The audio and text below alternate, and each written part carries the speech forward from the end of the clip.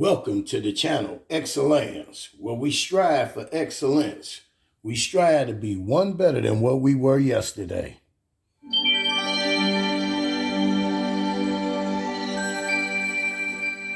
You're living in the wrong environment. You're permanently ruining your future. You're halting your progress. Life is made not to be easy. Not one's life is ever easy. How did you ever think you were ever going to make any progress? You can make this your time. You can take control of the life you want to live. Have the authority to know what you need to change, to know how to change, and then to take action. Have discipline for yourself into progress. Switch your routine. Make your life hard. Difficult situations force you to make improvements, force you to learn, to educate yourself. Prove this to yourself. Make others jealous. Make yourself jealous. You work. Your progress is more important than anything. Stop sabotaging your life, your future, because you have the potential to make it past your fears, past your insecurities. Change your perspective on goals, on achievements. Change your mindset on the progress you're making. Change your mindset on the way you see your routine and how that affects your life, how that affects your future. Your future starts now. Your life starts now. Your journey starts here. It doesn't get any easier. You just get stronger. If you want to change, don't expect your life to stay the same. Expect it to get harder. Expect it to actually get really, really tough. Tougher than you can even imagine right now. And this is where you can move past the boundaries that used to hold you back, used to hold you by the neck. Now you can move towards the fulfillment that's your future. And this, you see, this is where you can finally feel the satisfaction of your work. This is when you finally get to feel that success. Now is the time for you to step up, stand out, and become the person you need to become. Your future is in your hands, and this is what sets your life up to be worth the potential that you deserve. It doesn't get any easier. You just get stronger. Your power is and always has been the thing that's going to take you towards the life that you have earned. Don't fail yourself. Perseverance is the aspect that takes you towards a future worthy of your strength, worthy of your progress. So take pride in that more than anything. You have, and you always will have this potential to improve, this potential to adapt, and this potential to change. What are you willing to change? How hard are you willing to work?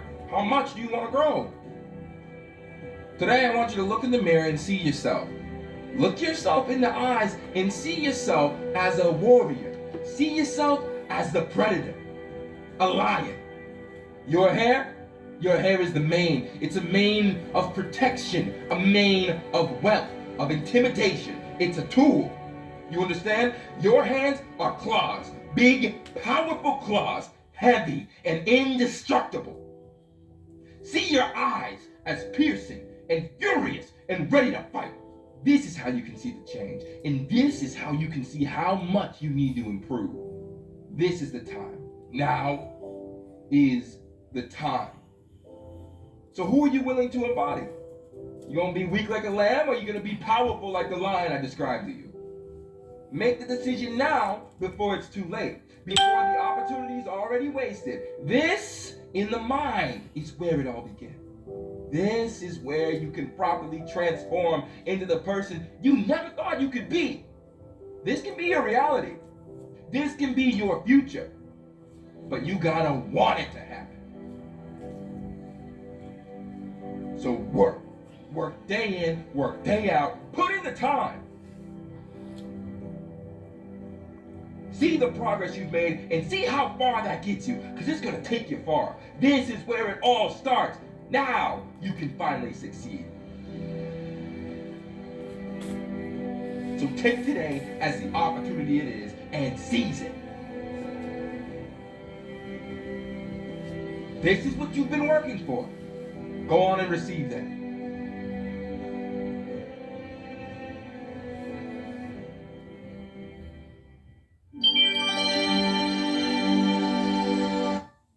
You must understand everything that's going on in this universe at this time.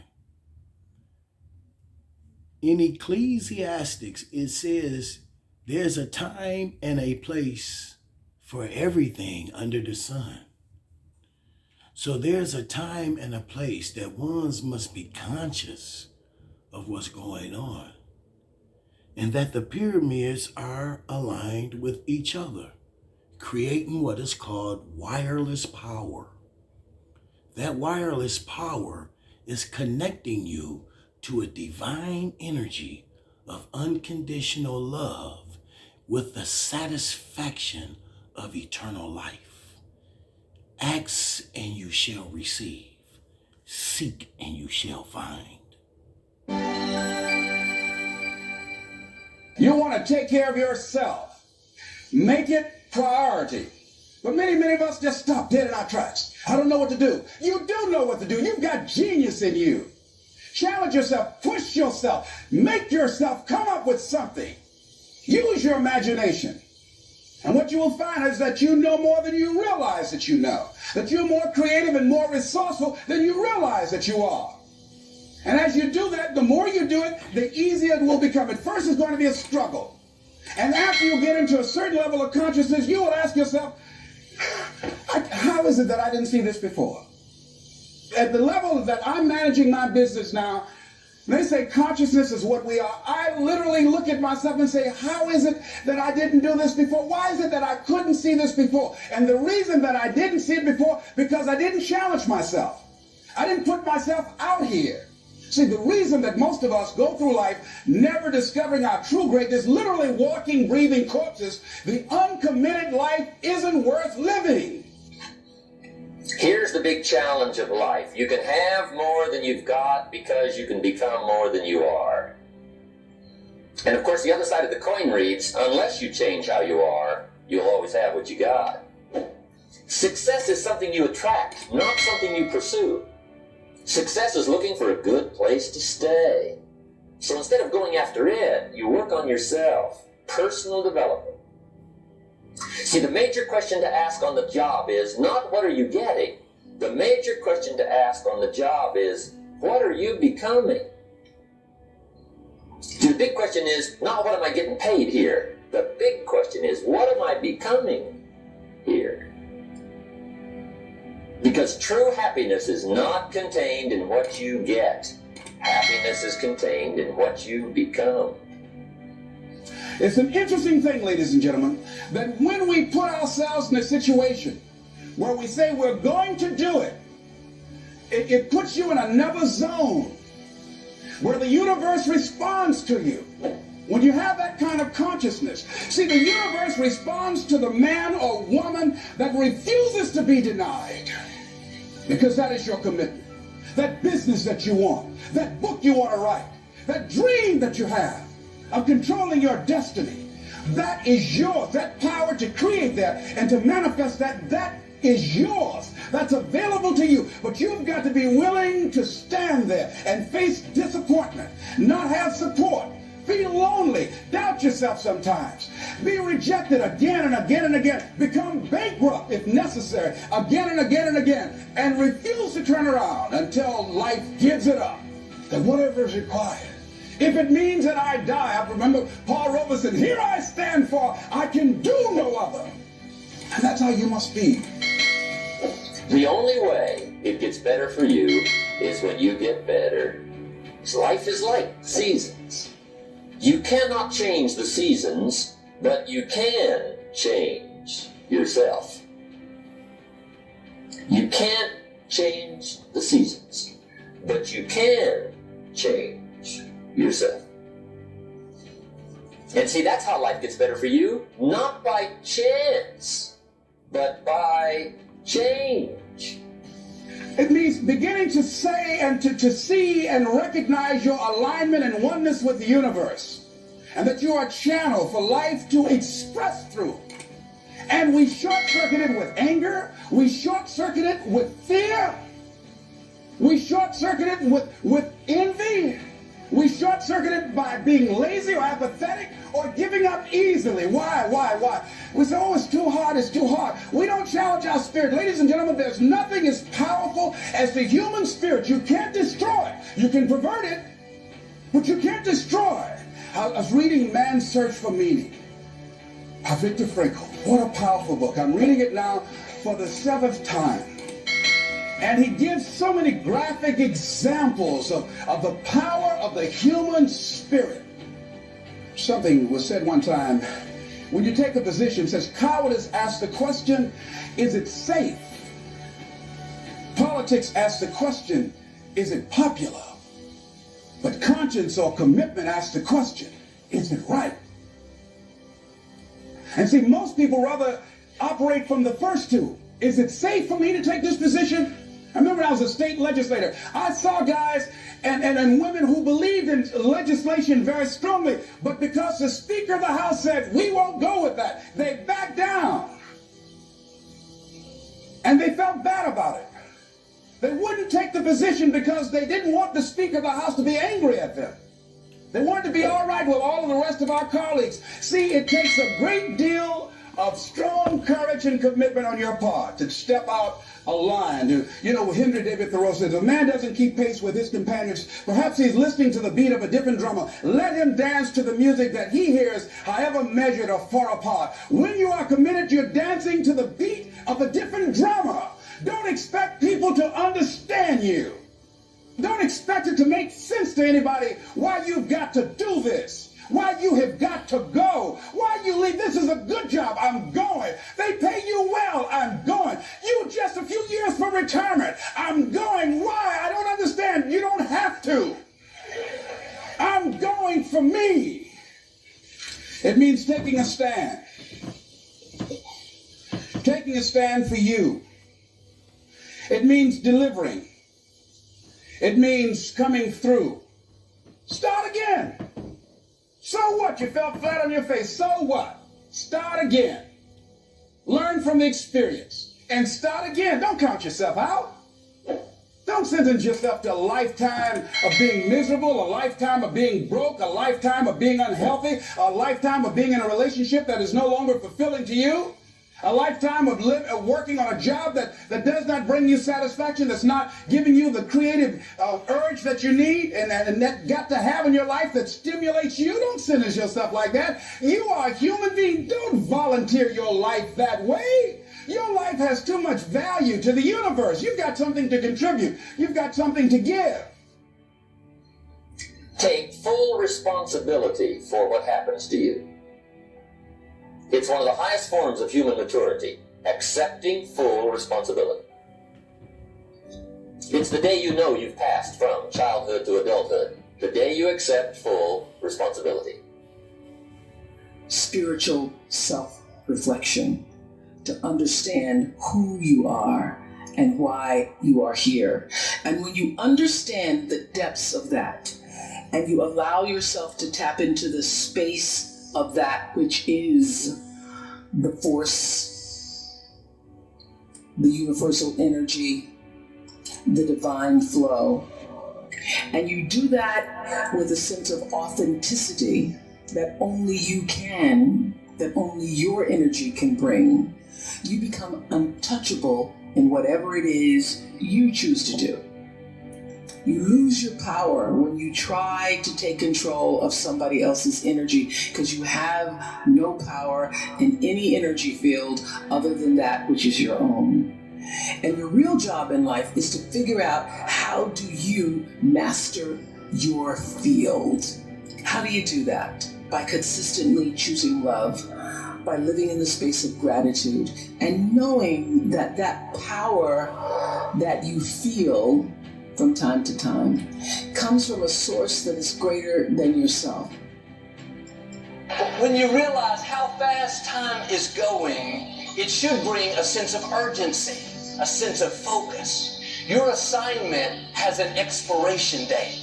Your time on this earth is not unlimited. You can't be distracted by things that are keeping you from your purpose. You don't have time to waste worried about what people think about you.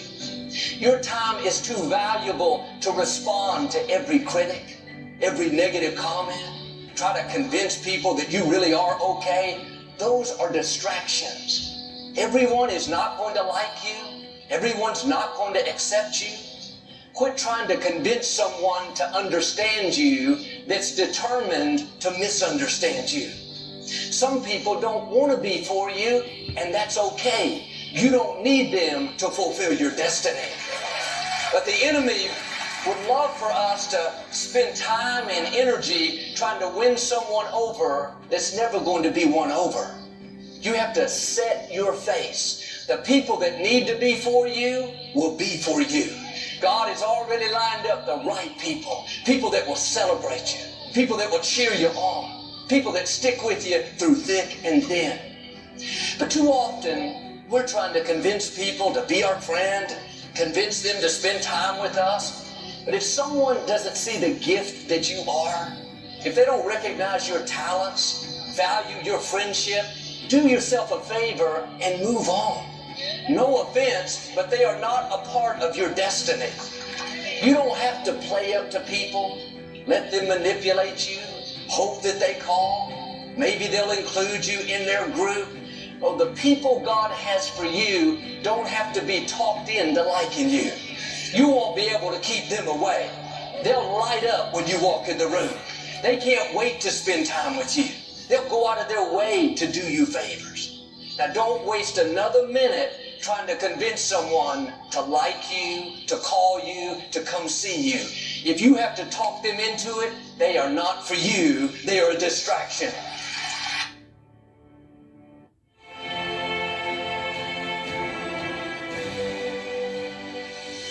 People say you can't change your career at 30, that's when you're meant to be settling down. You can't change your career at 35, you should have had it figured out by then. Oh my God, you're not married at 38? What the hell are you doing with your life? Who comes up with this stuff? I have no idea. But this stuff plagues so many people that I speak to. So many people open up to me and say, Jay, I just don't know how to change. Is it possible? What do you think this guy was before he became who he is? He used to be a PE teacher, right? Sports teacher at a high school. How about her? She was a telemarketer for 2 weeks.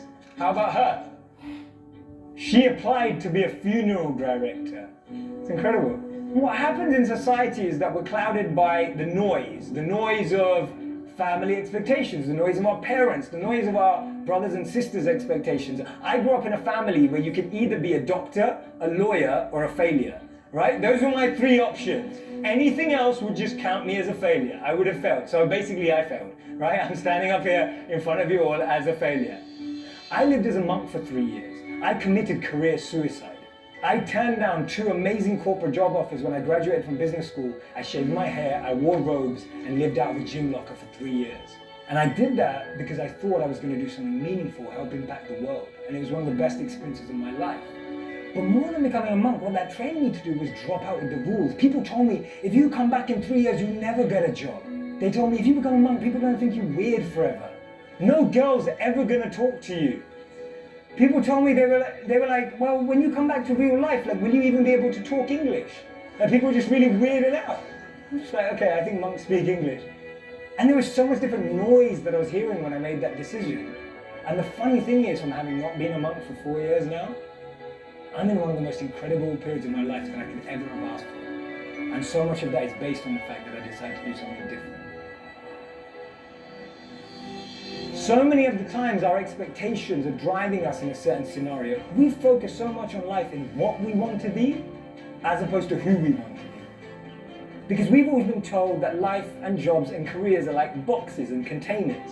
There's only a finite number of options. There is no formula, there is no pattern. If you know what you're passionate about, if you know what you're good at, and you invest in that. People say follow your passions, I say forget that, invest in your passions. If you're passionate about something, go and become the best at it. Go and do a course on it. Go and learn from the best. Go and find a mentor who's going to make you incredible at that trade. not only will you be criticized and grow, you'll be able to find new things about yourself that you never knew.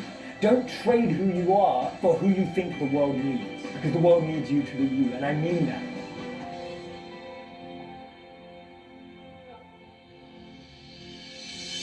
I was a 19-year-old kid, and I was miserable.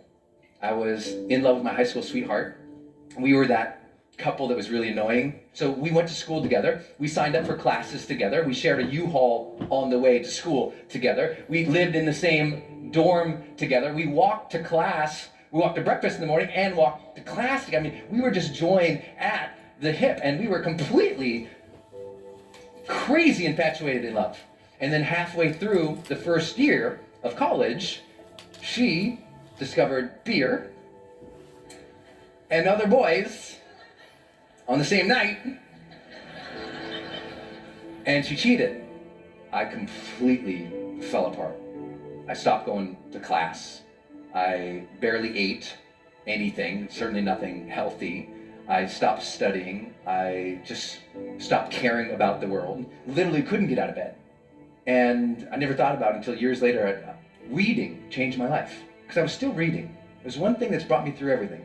And I happened to pick up the school newspaper, and I opened it up, and there was this full-page ad. It was this perfect white sandy beach, turquoise water, big green palm tree. And across the top of the ad, it said, "Escape.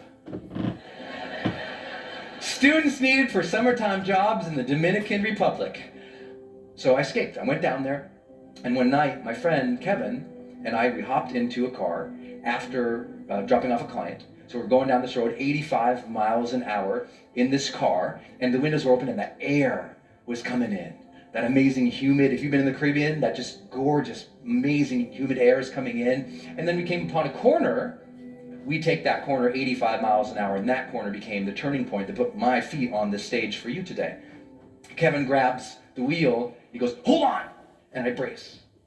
And the car starts sliding sideways. And that weird slow motion thing happens. Kevin's gripping the wheel, trying to make the corner, and all of a sudden, smack. When I came to, I looked over, and Kevin is screaming at the top of his lungs, "Get out of the car, Brendan, get out of the car!" And I look over, and a whole big chunk of his head is open. So I pull myself out of the windshield of this car, and he's screaming over here, and I stand up eventually on the hood of the car, and I look, and I notice all this blood on me, and I remember just looking down, and that slow motion thing's happening. I just thought, did I even matter? And I start seeing all these images of my life when I'm surrounded by people that I care for. There's a cake in front of me. Here's my friends singing. My mom leading them in that goofy song. There's my sister, just swinging and smiling right next to me. And it makes you wonder, did I love? Did I love openly and honestly and completely? Or did I hold back because that one time I got hurt? And just as I was about to pass out, I noticed a glint, like a sparkle, something shiny, a reflection in the blood going off the hood of the car, and it made me look up. And there was this bright, big, beautiful moon that night. And I just immediately felt this connection, like I knew I was going to be okay. And I felt like the big guy upstairs reached down to me and handed me life's golden ticket. He reached down and said, "Here you go, kid. You're still alive. You can still love and matter. But now you know the clock is ticking." Mortality, motivation. I got it as a 19-year-old kid. People say, "Why are you so successful?" I'm like, I got mortality motivation when I was 19. That's a blessing. Most people don't get that till they're 60. Don't worry. Kevin and I, we both survived. See, I'm still here. It's okay. I made it. But the one thing that I took away from that entire thing was that moment and those questions. Because I remembered them. And I thought about them as I was healing. I was like, what was that about? Why did I feel so unhappy with that moment? Because I thought, in the last moments of life, there must be this transcendence, and I was not happy. And I realized it was because of how I'd been living my life, and I wasn't living to my questions. I knew I got those questions. Did I live? Did I love? Did I matter? And as soon as I got that those were the questions, I'm going to evaluate myself with at the end of a life, it gave me the power of what my late mentor Wayne Dyer taught, the power of intention. That breath you just took, feel it. What a blessing that is you got that life. What a blessing is you got that breath. That means you still got something inside. You got to work for it. You got to contribute for it. You got to give for it. You got to lead for it. You got to love for it, because you still have something not just in you, you're still here for a reason. And now you just got to earn that blessing. My parents' biggest frustration was that I was epically lazy, and if they handed out gold medals for being lazy, I would have won, I assure you, hands down. Because even though I was a slightly chubby kid growing up in a morbidly obese family in Tacoma, Washington, I always knew two things about myself. One day I was going to be rich, and I was going to have six-pack abs. Like, those are the two things, is that kid that was, jiggling his belly thinking, one day I'm not going to have to suck in my gut. When I left for college, my own mother, who'd always been my biggest cheerleader, quietly assumed I was going to fail. But these two guys that were successful entrepreneurs and bodybuilders happened to walk into a class when I was a teacher. And they were just starting a technology startup, and they said, hey, we need a copywriter. Why don't you come be a copywriter? And so I was just young enough and just dumb enough, and I went all in. They literally put me in the room with all the computer servers. But starting from there, I knew I could wow people because I was willing to grind it out. And we all have a superpower, and my superpower may be the willingness and ability to endure suffering. I had suffered a lot. I hadn't taken a day off in like 6.5 years because I was so hell-bent to get rich. And then I realized, almost 8.5 years in, I'd finally had enough. I had hit my breaking point from suffering, and I got so mad, and I was so unwilling to do it anymore. And I turned to my partners and I say, I'm completely miserable, I quit. I realized the reason I was living the cliche of money can't buy happiness. Along the way, had become so myopically focused on this promise I had made to myself as a kid that I never stopped to ask, why do I want to get rich? The questions you ask yourself will determine the course of your life. I had been asking myself, what do I need to do to get rich? And it left me really unhappy. So I changed the question. And I started asking, what would I do and love every day, even if I were failing? Life is too short. This is your one go-round. So what are we going to do? We're going to build a company that's predicated on value. We're going to build a company that's predicated on passion. I started thinking about my mom and my sister, but they were profoundly overweight. I started thinking about my uncle who ate himself to death when I was 12 years old, and how much that scared me, and it made me sad. And it made me sad to see that there were millions, if not more than 1 billion people that were in the same kind of abusive relationship with food that my mom and my sister were. So I said, I don't know if it's a big business, but I know it's a big problem. And that's the problem that we're going to solve. And so we decided to build a totally new kind of company. We started Quest Nutrition in 2010, just as we were coming out of the Great Recession. I was wearing a hairnet and a lab coat every day, and my employees were former gang members, ex-drug dealers, felons. We were in Compton, and we literally told everybody in the neighborhood, I don't care if you've been convicted of a crime. I just want to know if you're willing to bust your ass to change your life. And if you are, you're going to get an interview. And I'm not going to ask for your resume. I don't care about your resume. Your resume tells me where you've been. It doesn't tell me the price you're willing to pay to become somebody new. Every belief that you have is a choice. I choose to believe that human potential is nearly limitless. And this was the belief that changed my life. Because once I realized, so it's not about who you are today. It's about who you want to become and the price you're willing to pay to get there. And I promise you, the day that you're willing to pay any price, you'll achieve what you want to achieve. If you truly believe that human potential is limitless, what do you want to become? And what price are you willing to pay to get there?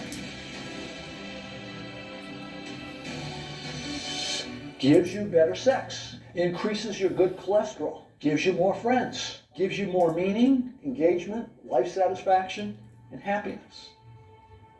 If you have a purpose-driven life, it adds years to your life. You live longer. Let me share 2 stories with you. Story number 1, we're interviewing one of those school teachers. She says, the first year I taught was heaven. The second year I taught was hell. I had 5 boys that second year, and they were incorrigible. And there was one kid in particular. He was impossible. One day, this kid's in the doorway of the classroom, and he's kicking and moving his arms and making noises, and I lost it. She said, I'm ashamed to say these words, but I walked towards that kid with the intention of kicking him. Thank heavens he got up and ran away. I kept walking. I went to the principal's office. I said, this is it. It's him or me. And the principal took the kid out. She said, I felt terrible. So I went to 2 of my colleagues and poured my heart out. And they said to me, you are not the key to every door. And as she said those words, she burst into tears in the interview. And we waited a long time. And then she looked up and said, I hated that. Those words, you can't be the key to every door. She said, so I decided to become the key to every door. Instead of pushing disruptive kids away, I began to seek them out. I began to bring them into my world. I read every book I could find. I kept notes. I ran experiments. I kept notes on the experiments. And then she kind of pulled herself up and said, today, I am the key to every door. When there's a disruptive, troubled kid in school, they say, give her to Miss So-and-so. She seems to know what to do with them. That's a profoundly important story. It's a story of transformative learning. When I have a higher purpose, I find the energy and the courage to go outside my comfort zone. Now, the second story is a lot closer to home. I once had a daughter. She was single. She was living in Washington, D.C. She had reached that point in life where she said, there's not a good man left on the earth. And then she found one, and she got really excited. Relationship grew. And then one day our phone rang. She's talking to her mother, and I know what's going on. This guy just dumped her. This daughter is the firstborn child. Many firstborn children share a common characteristic. If they're miserable, they want you to be miserable too. Okay? And she said, I'm coming home this weekend. I thought, oh, no. Her mother hangs up and says, you're the father, you go to the airport and pick her up. Oh, so the next day I go pick her up. She gets in the car and she doesn't say, hello, how are you? She says, that no good, dirty, da-da-da-da-da. 5 minutes later, she takes a breath. And I said, are you problem solving or purpose finding? We're finding pulling in the driveway. She takes another breath. I say it again. She says, what are you talking about? And she said, this is the real world. I said, well, I think it applies to the real world. By then we're in the house. I pull out a sheet of paper out of my file, and it says Robert Quinn, life statement. She looks at it, and then she grows kind of quiet. And she looks up and says, when you feel bad, you read this? I said, no. When I feel bad, I rewrite it. It's been rewritten hundreds of times. She said, yeah, I can hardly understand some of this stuff. I said, yeah, it's written to a customized audience, one person. Then the first miracle happened. She said, do you think I could write one of these? I said, I'm sure you can. She went in the bedroom. For a day and a half, she worked on her life statement. The miracle was, I did not have to suffer during that day. She got on the plane. She flew home to D.C. A couple days passed. I get an email. She said, he called me. Oh, this will be interesting. And she says, so I wrote him this letter. And I'm reading this letter that she's attached. It's incredibly vulnerable, open, honest. And then at the bottom it says, and my roommate said I can't give this to him. Now that's an interesting thing. Why can't we give this letter to this guy? You don't tell some guy that dumped you that, here's how you feel. And then she said, what my roommates don't understand is that what he thinks doesn't matter. Whoa, wait a minute. few days ago what he thought caused her life to shatter. Now she's saying what he thinks doesn't matter. She's saying, this is who I really am. Didn't know this a while ago. Now I know it. It doesn't matter what other people think. You see, when you clarify your purpose, you take back your external locus of control, where you worry about what other people think, and you take an internal locus. You don't become insensitive. You don't become rebellious. You become centered. You become powerful. Now here's the interesting thing. In the next few months, she began to be promoted. Her career turned. Why? This was a dating breakup. Why is her career taking off? Because when you find purpose and meaning in what you're doing in one area of your life, it grows in every area of life because you are one person. That company had a woman coming in with the same dresses on, body looked the same, but it wasn't the same employee. This was a woman now full of leadership for the first time. When someone has that meaning and that integrity, things start to change. The research says when you give up self-interested goals, where most of us are most of the time, and you take on contributive goals, you function differently. The biology changes. The thought process changes. Learning accelerates. You grow more. The only thing that I'm left to conclude is you and I are designed to be purpose-seeking mechanisms. You've been shaped by life. You've had bad experiences and good experiences. And both the bad experiences and the good experiences are there to teach you something about you. And if you look very carefully at those, you can determine what your purpose is. Every person in this room can clarify the purpose of their life, become the key to every door.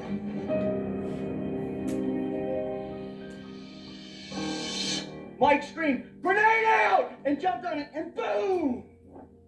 2 snipers were providing overwatch for the other platoon that were trying to maneuver. And unbeknownst to Mike and those guys, an insurgent had seen where they were firing, had snuck up next to the side of that building, pulled out a hand grenade, pulled it, and threw it up. And that thing came right up, boom, and hit Mike on the chest. Petty Officer Mike Mansour took the entirety of that blast in his face and his chest. He lasted for another 35 minutes before he passed away on the medevac route. The kicker of this story is there was a stairwell right next to Mike, right next to him. And all he had to do was jump down that stairwell to save his own life. But he didn't.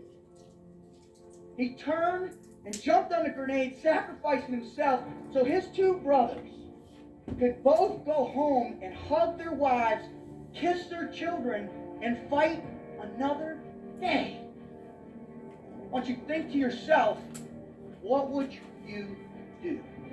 For 70 years, the United States Navy SEAL Team, we've been pushing the envelope. We've been setting the bar. We've been setting the standard for what the team life is and how you should live. Are you really committed to yourself physically? Because we all know when the going gets tough, the more in shape, the more focused you are on what you eat and what you consume, the better you are. I spent 15 months in the frigid waters of the Pacific Ocean, to the mountains of Afghanistan on 7 different occasions, and to the shores of Haiti doing missionary work with my church. And what I've learned in this incredible journey are a few undeniable truths about what enables us to succeed. Now, truth number 1 is you got fear in your heart always, and you can't defeat it. Everybody's like, well, that's a bummer. The problem is, ladies and gentlemen, is you're wired for fear, right? It's part of our lives. We have it in what we do for a living, right? You talk about fear in your lives and your personal lives with your family. Folks, we've got fear, period. So what you have to learn to do is embrace it. Truth 1. The second one is self-confidence is huge. It's important, and you got to forge it every single day. The third one is you got to live with purpose. If you don't have purpose in your life, you don't have momentum. You don't have anything driving you forward, anything pulling you out of bed every single day. And the last one And the one I learned that left an indelible mark not only in my heart but in my soul on those beaches across the street over there is nobody does it alone. There's not a single person in this whole room right now that can raise their hand and say, you know what, Rod? I've done it by myself. Not a single person out there has helped me, not a one. We all need help. So as a result of that, you have to recognize that you have to live what I call a team. You have to be 100% focused that everything you think about, everything you do is with someone else, is with a team. Amen, right? We've been giving everything we are to our communities, to our families, to our children. But more importantly, we're willing to give everything we are and potentially everything we will ever be for the man that's next to us.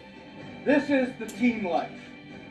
This is what my mission here is today, is to help you understand this standard, to help you redefine your understanding of what that mission might look like for you. Are you working on it? Are you working on it right now? Did you work on it today? Are you going to go work on it tonight? Because I tell you, with those three things, you're on the road to commitment. I've worked with every kind of person there is on this planet. We all bleed red. What I care about is there's something that gets you out of bed every morning. There's something that you have faith in that's bigger than yourself. There's something that you're willing to sacrifice for another human being. That's powerful.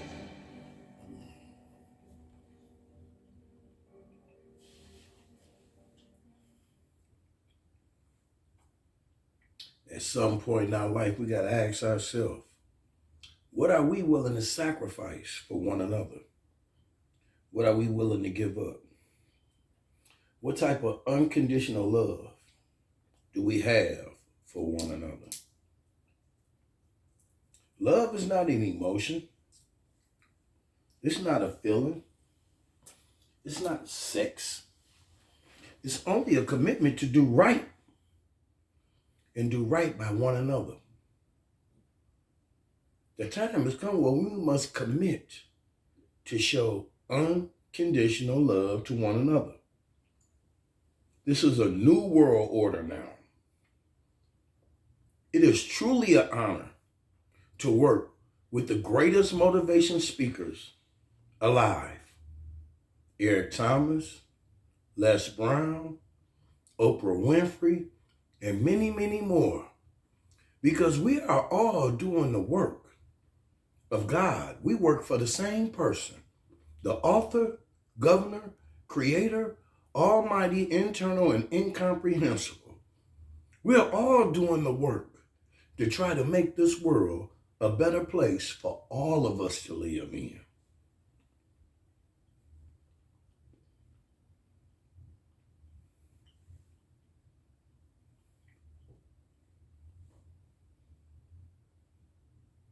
Learn to continue on the right path and make sure they don't interfere with your journey, the path you're on. These mistakes could be the aspect in your life that changes you, the aspect that makes you realize what you can do, how much potential you've always had. Life is constructed of lessons. Those that choose to educate themselves will be the ones who succeed. They'll be the people who make it past their fears. These people are strong enough to know that they can be better. Who are you going to be?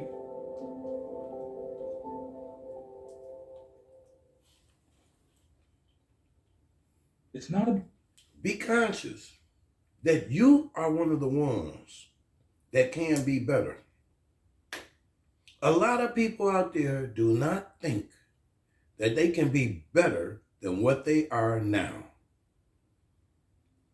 If you have the ability within you to love thy neighbor, the stranger at the gate, the foe to seek to do you harm, to assist the weak and help the poor, you have an ear to hear, an eye to see, a heart to sympathize, and you have found the power to save yourself.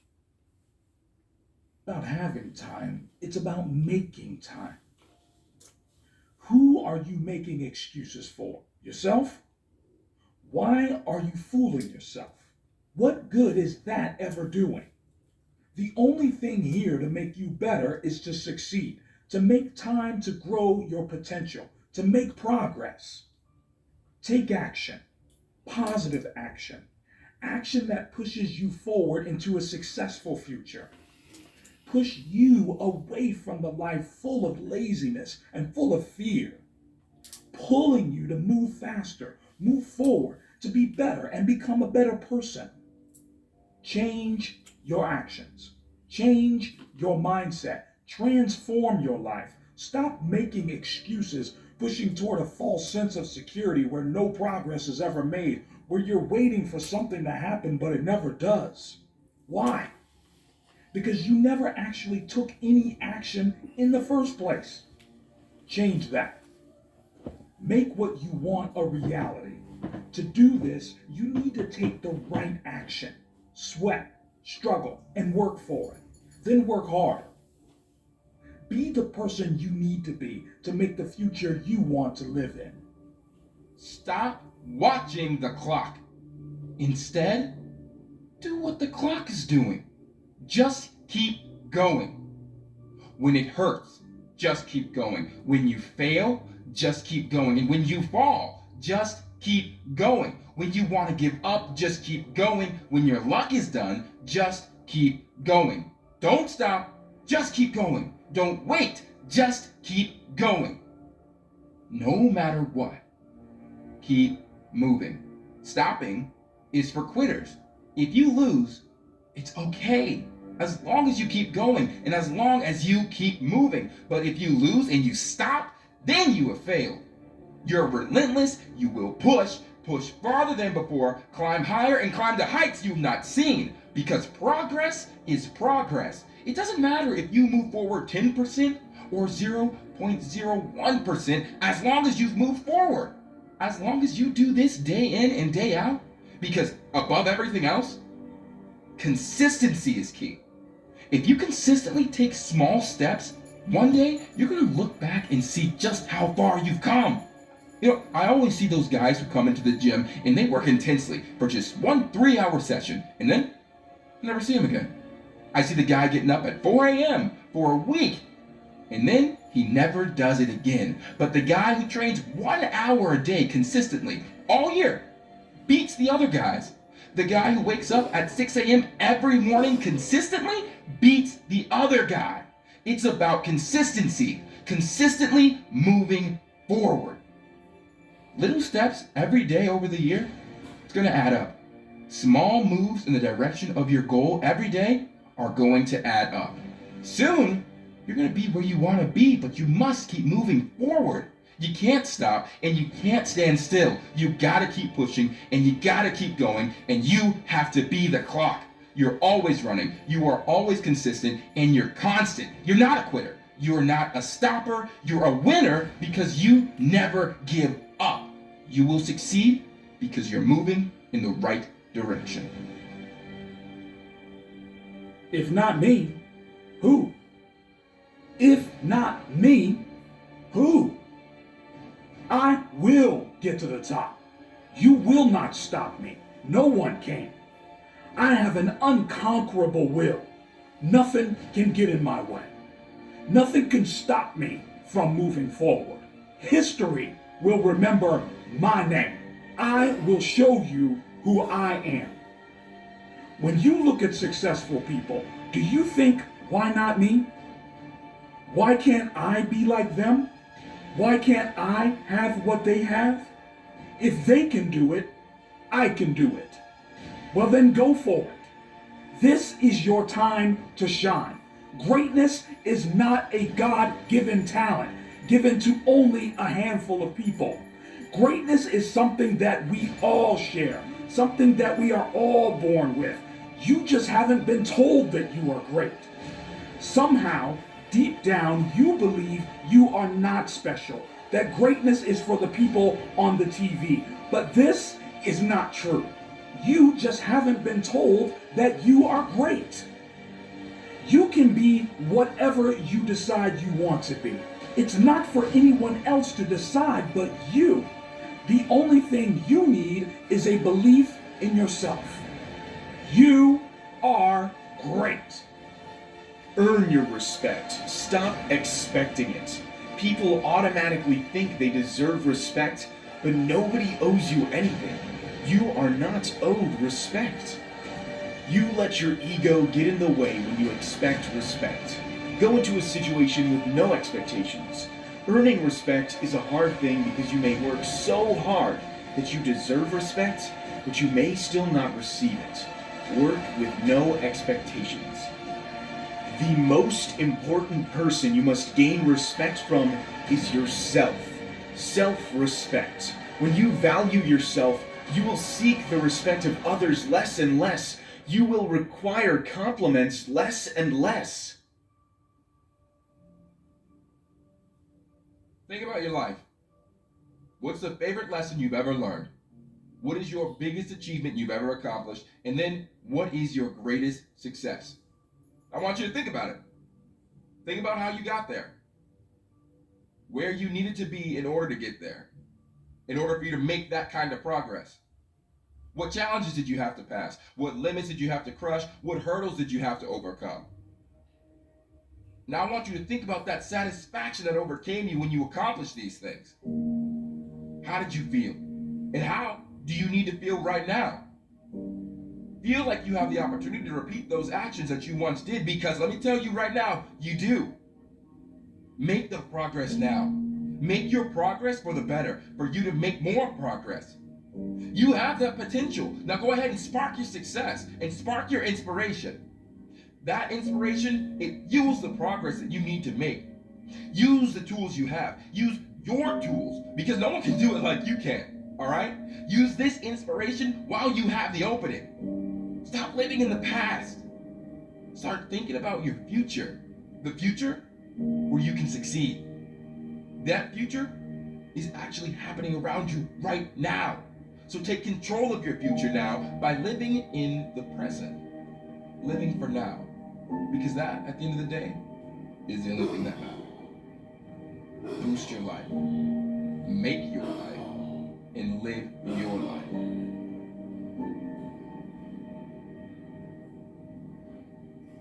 Positivity has the ultimate power. This power breaks everything that has ever held you back, that has ever made you stop. Positivity is the mindset towards something more than you can ever imagine. You will have this. You will be able to feel it. And this is what will take you towards something better than best. Anything is possible with the right mindset. That attitude that craves a challenge. It is always looking for change, always looking to become something with worth and power. Learn how to adapt. Learn how to constantly look at your life and pick up things to improve, whether they be tiny or life-changing. That change will move you one step towards success. Now, nothing can hold you back. Now, you're your only limit. So break that. Crush it down to pulp. And then and only then will you feel fulfilled, that you can finally see clearly the direction you're walking in, where you can finally see the finish line. This is the time to become powerful, to use the courage you've always had and feel the power that potential constantly gives you. This is where it begins. This is where your future can be designed, created, and finally grow.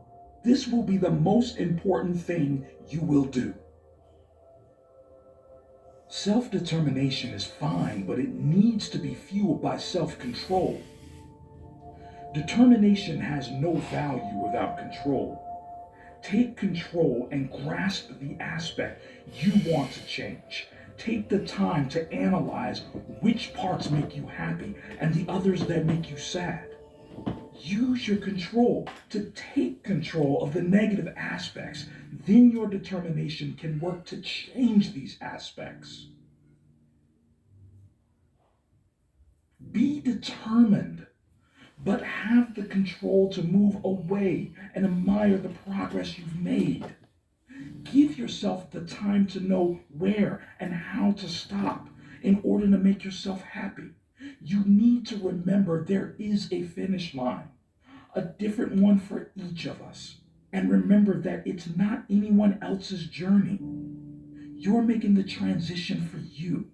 Therefore, you pick where the journey ends, the chapter of your life you take pride in. You need to take control now. You need to build yourself into a person with a life beyond normal, a life that lets you live it instead of living itself. You have the opportunity now to start making changes that can make you. Fuel yourself towards success, to make it towards that finish line and finally win. Now, the only person you should strive to be better than is the person you were yesterday. Who were you yesterday? What did you change? What did you want to do? What are you going to do? So, what are you going to change? How are you going to improve? So you need to move past your old attitude. You need to change your ways. You got to change your mindset and be better than you were yesterday, because you're no longer you yesterday. You are you today, and you will be you tomorrow. Now, can you make it past the decisions that you made yesterday? Can you move past the fears you had yesterday? Because you can be your own biggest fear. You can even become your fears. Now, I want you to put yourself in a situation where you can struggle, where you can take satisfaction in a hard day's work once you're all done. How are you going to make it? How are you going to make it past your insecurities? Think about that. And stop wasting opportunities. Start making opportunities. Empower yourself through your journey. Make it past the finish line. Be better. In fact, be the best.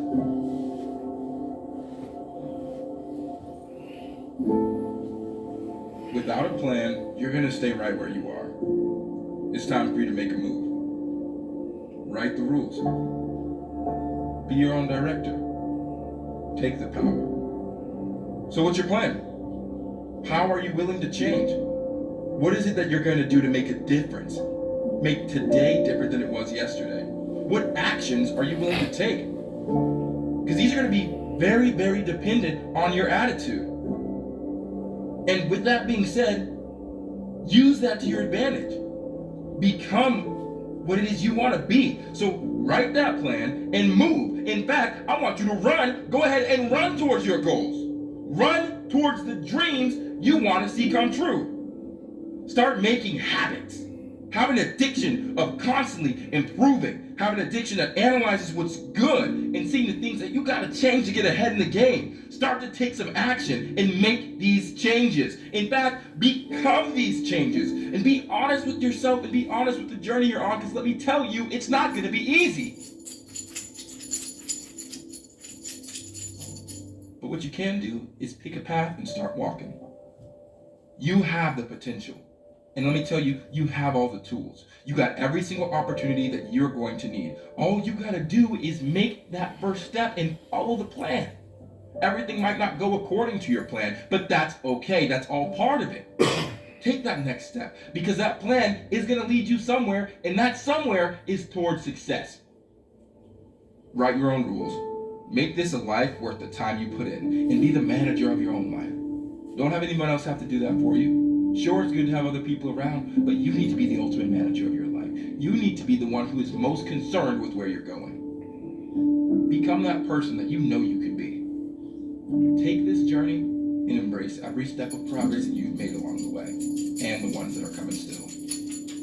Think of the plan. Now write your own journey. Be the manager. Have the power. Be the power.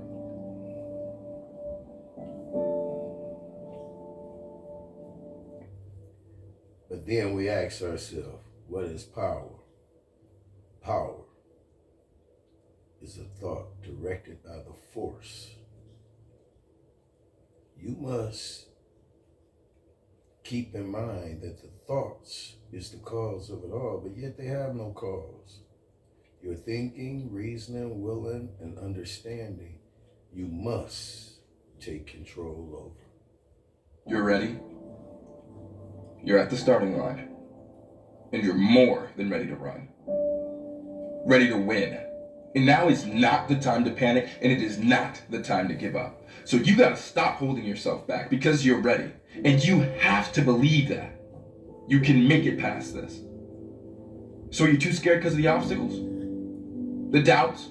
Is it the haters? Is it your fears? Because the failure that could happen is only there to educate you. So learn the lesson. Know that your success is more significant than any of these obstacles that are going to try to pop up and stop you. You got this. You got this race.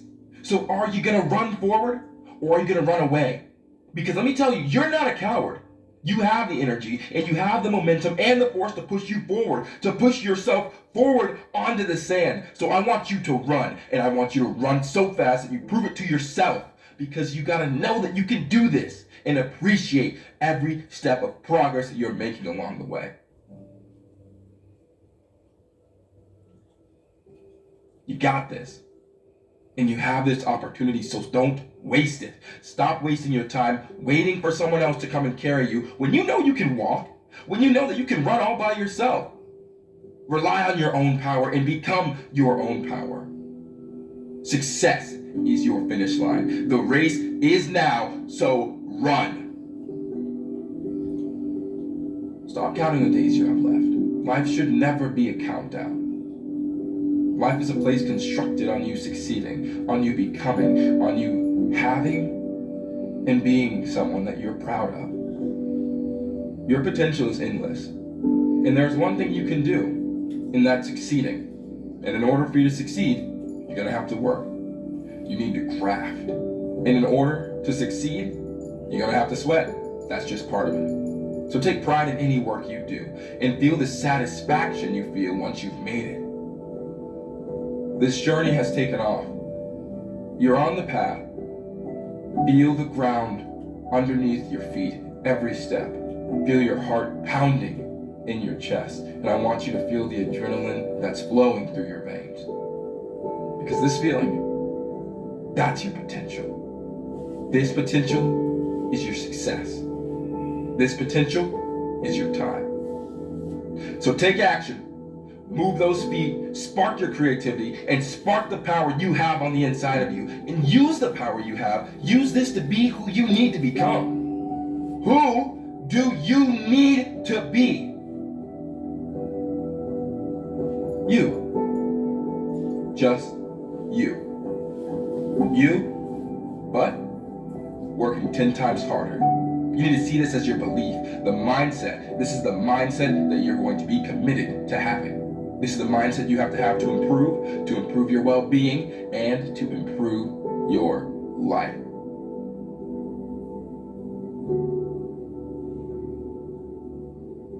Succeed on purpose. Take actions with purpose. Succeed with purpose. Be your own purpose. Become the you to do the things you needed to do to make it. To make decisions that have a motive, that have action. Build an empire made of your successes and powered by your mistakes. You can change. You can make it.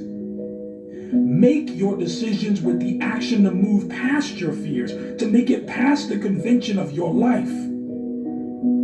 Stand out. Stand up. Be unique. Accelerate yourself into the next level. This is where your journey starts. You can see the finish line. You will be there. Be the you that is willing to change, that is willing to make it past your own fears. You're better than that. You have more potential than you can ever imagine. You have more success at your fingertips than ever before. Use this. Make this your opening. Be the victor in your own life. You need to succeed. You owe this to yourself. You owe this to your future. So make this your future. This is your future. Use the power you have and make it past your fears. Old ways won't open new doors. How do you think you can change by doing the same thing, continuing on the same path, taking no risks, no twists, no turns? Nothing's going to change if you're not willing to change. Stop being lazy. Get up and become something. Something more than the familiar route you've been walking for years. Close your eyes and take the risk. Step off the path and walk into the jungle. That's where success roams, waiting to be grasped. The potential sitting, dying to be used. This is where you are willing to move away from convention, where you can write your own rules. Take a deep breath. Hold out your hand. Look at it. Hold it out and turn the handle. Open the door, a new door, a door you've never seen before. So what are you going to do? How are you going to change? Who has the power? You have the potential to become someone worth living for, someone better than success. Satisfaction that you tried, that you put in the time, put in the work, and make it. Make the decision now. Become your decision. Rise above the fears. Take the risk.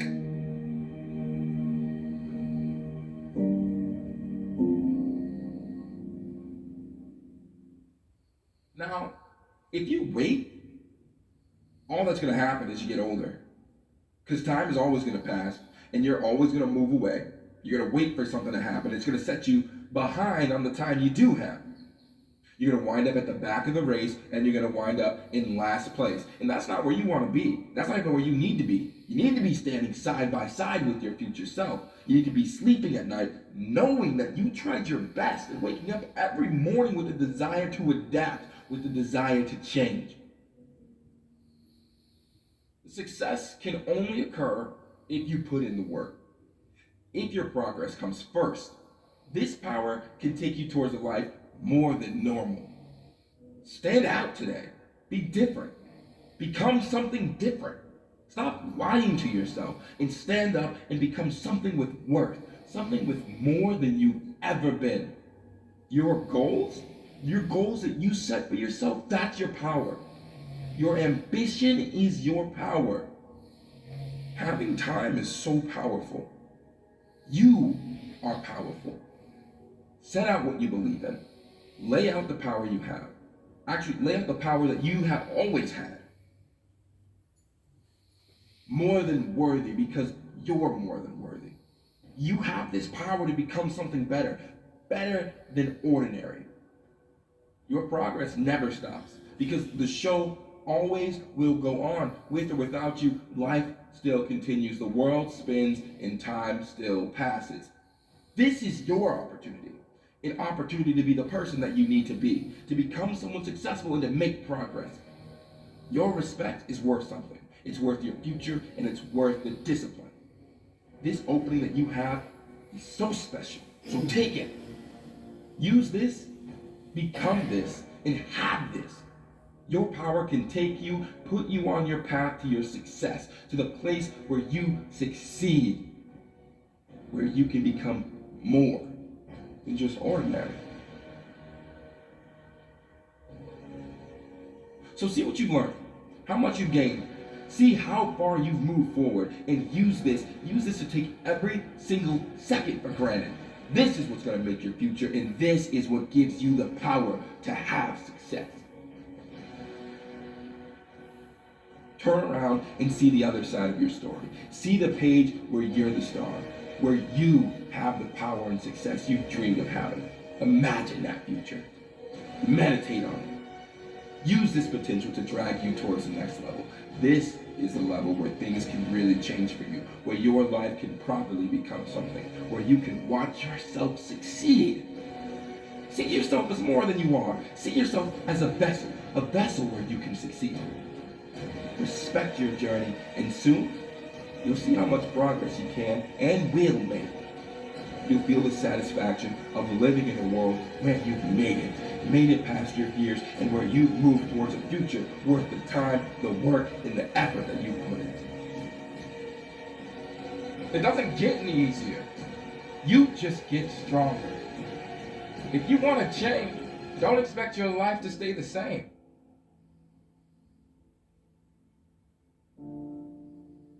Alright, now listen to me.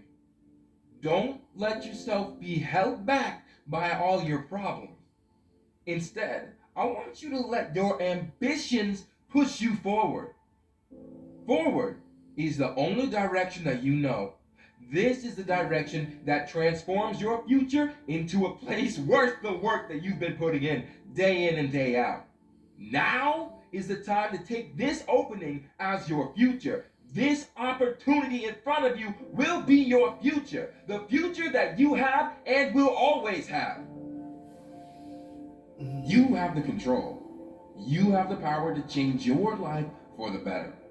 Now let this be a time where you take a moment to remember what it is that you deserve. To remember the potential that you've always had. Because this right here is where it begins. This is where you can really change. Now keep moving in the direction that takes you towards success. A success that moves you towards a power full of your achievement, a future made from your fears, a future where you get to be in control. So take the power you deserve, become the potential that you've created, because now is the time to change. You got that authority now. Take it before the moment slips away, because I'm telling you it's not going to be here forever. Take today to stand up to your risks and say yes. Say yes to the power you have. Say yes to the endless opportunities given to you every day. Because that one yes, that one singular yes can define your future into the direction you've been dreaming of. Into the life that you have always wanted. You are the power you need. You have the power that you've been craving. It's been in you the whole time. This yes can transform your life. Transform your life constructed on your potential, positivity, and power. This is the life you fought for. Earn it, want it, and work for it. You need to know that you can open the door because you can write your own rules. This is where your life finally starts. That you can become someone with a purpose on your life. You can have respect for yourself. So set your life into the right direction. Take the moment where your future becomes your reality. You got that opportunity every single day. And right now is where those things start to change. You got this. Take it. Take it while you can see it. While you can really make something for yourself.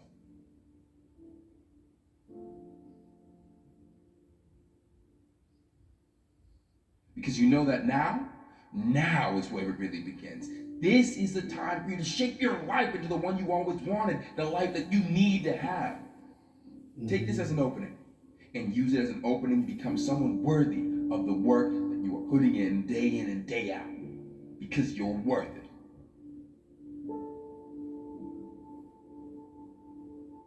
Your life is now. You can alter your future. This is where you begin too, and this is where you start to succeed. Now, this moment around you, right now, that's the secret power that you have. Time is your power. This time, you have the potential to succeed, to be something with purpose, someone with power. Power to be more than your limits and to smash those boundaries that you keep seeing in your mind, to become someone that learns, overcomes, and someone who's looking to be more than just who you think you are right now.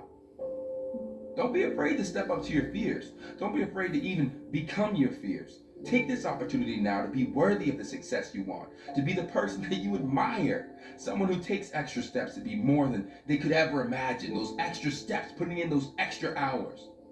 Now be prepared to fight. Be prepared to have to break through boundaries, to step onto the battlefield, sword in hand, ready to stand up for you, ready to stand up to you, and ready to fight for your power. This is a time to take action. Taking action with purpose. Purpose to change and purpose to improve. Today will be the day where you can take control. Take control of your power. Become this power. Because now is the time to fight. So fight. fight for your progress. Your progress is the potential to take your life towards the life you deserve. Your life isn't over. Oh no. So fight for it. Fight for something better. Better than the power you have now. Because your power is worth something more. Discipline will take you towards something with purpose. You need to make it past your limits. Graft until it hurts. Until you feel the pain. The pain that feels like you're making progress. The progress that fills you with pride. You gotta be proud of yourself every step of the way. Find that pride that gives you purpose in life. And that purpose should give you the motivation to be who you always knew you could be. And not someone better than who you are now.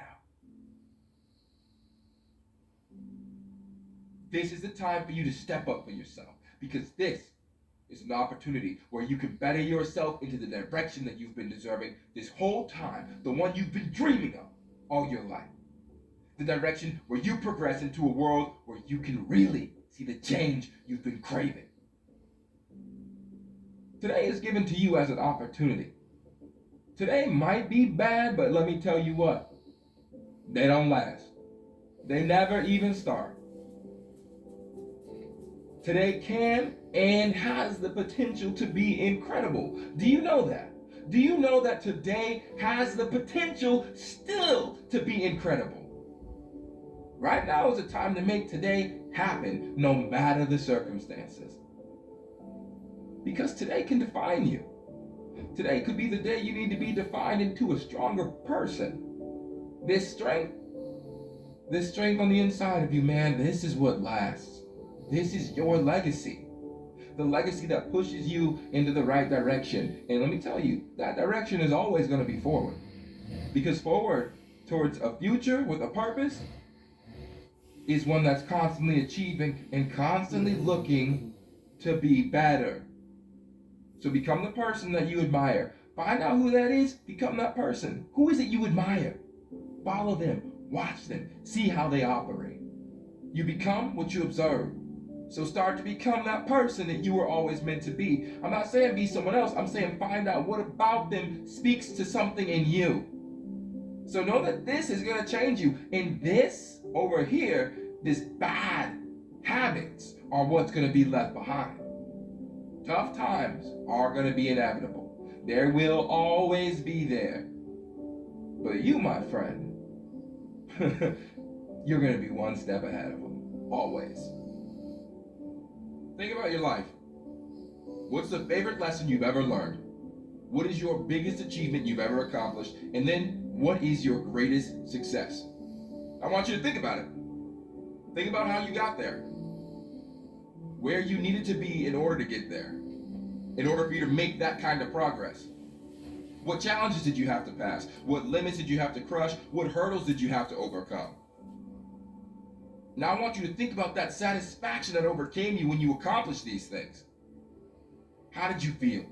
And how do you need to feel right now? Feel like you have the opportunity to repeat those actions that you once did, because let me tell you right now, you do. Make the progress now.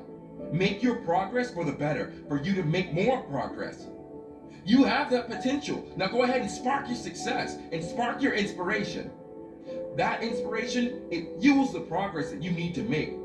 Use the tools you have. Use your tools, because no one can do it like you can, all right? Use this inspiration while you have the opening. Stop living in the past. Start thinking about your future. The future where you can succeed. That future is actually happening around you right now. So take control of your future now by living in the present. Living for now. Because that, at the end of the day, is the only thing that matters. Boost your life. Make your life. And live your life. You don't have to be great to start. But to be great, you have to start. Life isn't all about being born into success or being born great, because we all start in the exact same position. We're all born into equal opportunities. So why let this opportunity slip? Don't be afraid that you're not good enough to start the journey. God, you're worthy. You're more than worthy enough to start this journey. If anybody's qualified, it's you, because it's your journey. You don't have to be great. You just gotta want it. All you have to do is want it. Want this dream to be executed, and once you know that this journey is for you, that's whenever you can start to be great. When you're working hard, you're gonna know that you deserve success. You're gonna know that you have become something worthwhile. Take control and be in control. Man, you're better than you think you are. You have the potential to change this life you have. You know that you have the potential to take your life through into the right direction. The direction pushes you straight past the finish line. Edge towards the deep end. That's where you learn to swim. This is where you can start. This power you have is the place that moves you towards the life that you know you have. This future is where it begins. Take the time to know that you can and always will succeed if you work. Know that now is the time. Now is the time to work. Now is the time to take this power. Start your life now. Start your life today. Use today to change your view on life. Succeed. Work knowing that you can succeed. Knowing that you have the power to be something with potential to always move forward. Something with purpose. Take this purpose now. Now is the time to take this opening. The opening that drives you towards success. Aspire to give yourself power, to give yourself freedom. Freedom to succeed. Rise up from the ground. Rise up and transform into the potential you deserve. Transform into the power you've earned.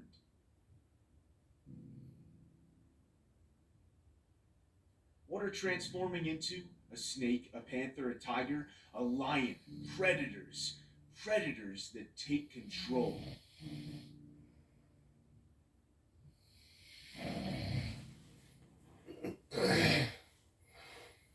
That's what you can become. Your control is your direction, your drive. Set your expectations high. Compete with your power. Become the potential you've always handled, but make it your work to succeed. This can be more than your power. Now isn't the time to stop. Now you can really achieve. Now you can really make it. Visualize it, picture it, and make it happen. Make it your reality. This is reality, the reality to change. Change towards influence, the influence to be successful. Take this risk, use this power, have this potential, use this potential. This is where you can change, where you can improve. We all have to start somewhere where you can achieve. Know that your success is in your hands. It's in your reach. You can reach it. Reach it until you can touch it. Grasp it in your fist. Break them. Break the boundaries and take the risk. The risk that moves you closer and closer towards the success you deserve. The lion doesn't turn around when the dog barks. Work like a tank. One goal, success. This is what you should strive for. Progress. You have the power to break past anything that is holding you back from your future, the future you're worthy of. Be this. Become this. Become the person that never looks back, that never turns back. This is the risk you have to take. The risk you need to take in order for you to progress towards a future where you and only you are in control. Learn from the mistakes you make. Turn what is setting you back into something that pushes you forward. This is where it all starts. This life for you to succeed, for you to chase after what you want. This is where you're heading towards your future. future full of potential, full of your power. Stop taking your life for granted. Know what power you have. Know where your potential can take you. Know that this is where it starts. Take action with purpose to constantly improve, to always look for more, to always look to be better. What are you doing now? What do you need to do to set your life in order? In order for you to truly succeed, you need to get it done. The one thing that is burdening your mind, possessing it with guilt, get it done. Work until it's done. Work until your dream becomes your reality. This is where it starts. You are the power to get it started. Take pride in your work. Move forward towards a life full of success, a life filled with the intention to achieve, to have ethic, to constantly strive for progress. Always looking for trust. Trust in your work. Trust that you can and will move forward. Take this, use this. Use this to motivate you towards a life full of achievement. This is where you belong. Work where you want to be. Take this decision with purpose. Purpose to change into the power you have, into the potential you've earned. Don't ask for it, just do it. Do it and make it happen. This is where it all begins. Take this opportunity as a sign, the sign to drive you towards progress. Your success is earned by you, so only you can work for it. Take this as your opportunity to change your life for the better. This risk is what will take you in the direction where you control your life at last. This risk is not only your power, it's your superpower. It takes more than thought to make this happen for yourself. It takes action, work, graft until you feel pain rise from your toes up to the highest point of your head. Not until then will you know you've made it past the fear, past failure, and towards achievement. You're in the right place. Your place is here. This is where it all starts, where your life finally falls into place, where you don't just see progress, you become it. You have it. You feel it within you. This is when you know you've made it, when you know you've grown. You can become more. You can always become more. And this is where you start, with your mindset. The mindset where you know you can not only make it, but break it. Break past the limits you've set for yourself. This potential you have is endless. Endless power means endless potential. See this as a start. Write out your own rules. Write your own directions. This can make you more. Make you become more.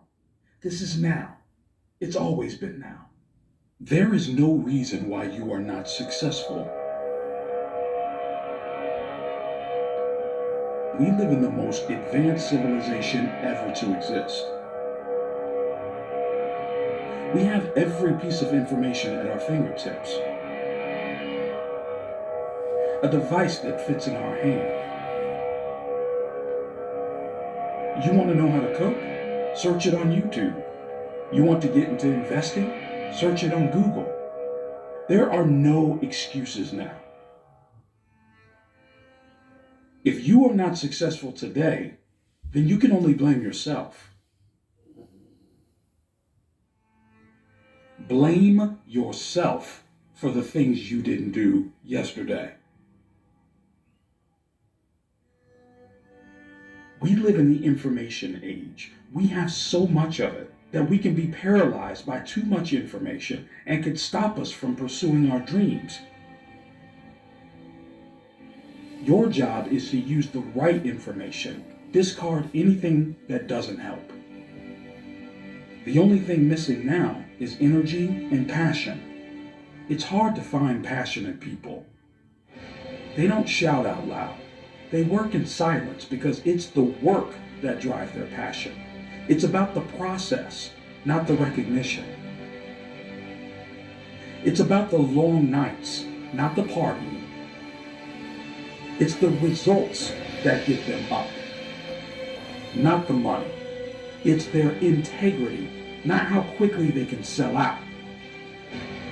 If you are passionate about what you do, you're in it for life. Not a day, a week, a month, or year. It's for life. So what's stopping you? I think only you know that. Not a day, a week, a month, or year. It's for life. I woke up today with a vision. I woke up with my goal. I was blind, but now I see. I see what I want. I can see what it takes. I was blind to the truth, but now I see. I see the life I'm working for. I see the glory. I see the pain. I was blind to it all, but now I see. My vision revealed the truth.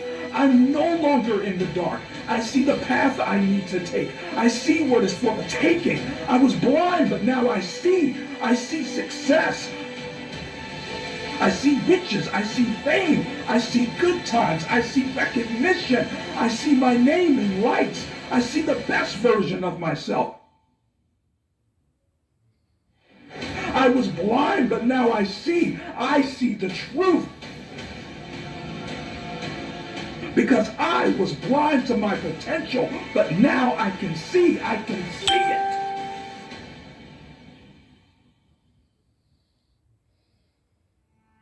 There is nothing worse than living a life with no vision.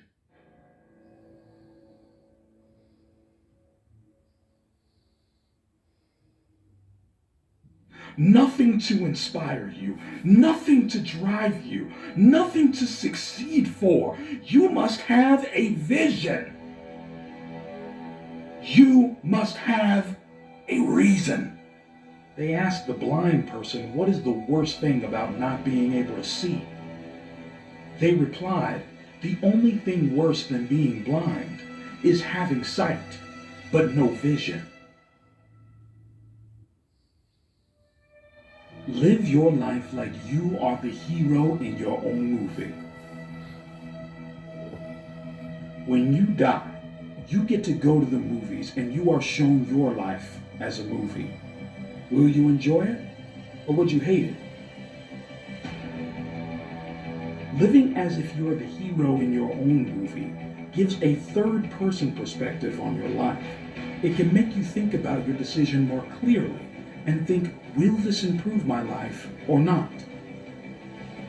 Will this job be exciting, or am I doing it to make someone else happy? Does this relationship fulfill me or not? Sometimes in life, you have to think about yourself. You see, you have to have fun in life. If you don't, what's the point? Think about life as to fun and exciting. If you don't wake up in the morning with excitement, then that is a wasted life. This doesn't mean you can't have sad moments and feel love. Your emotions should be like waves. They come in and out, but the ocean doesn't change, and this should be your life. You get one life. Stop blaming others. Stop blaming people for the reasons you find yourself in now. Stop blaming your situation. Stop blaming your parents. Stop blaming the government.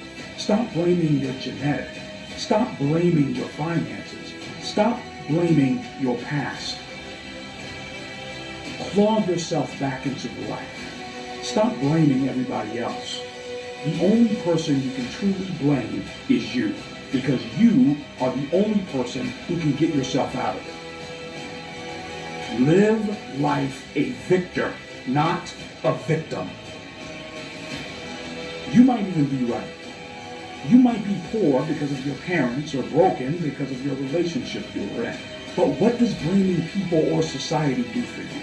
it will keep you in the same hole, and all you're doing is digging the hole even more. It's because your situation where you right now hasn't changed. In order to go forward and to get out of the hole is growth. Instead of bringing other people down to your level, build yourself up to them. Claw yourself out of that hole, and you will get to see the sun once again. Massive success is how you prove people wrong and prove yourself right. The only way you get upstream is to swim against the current.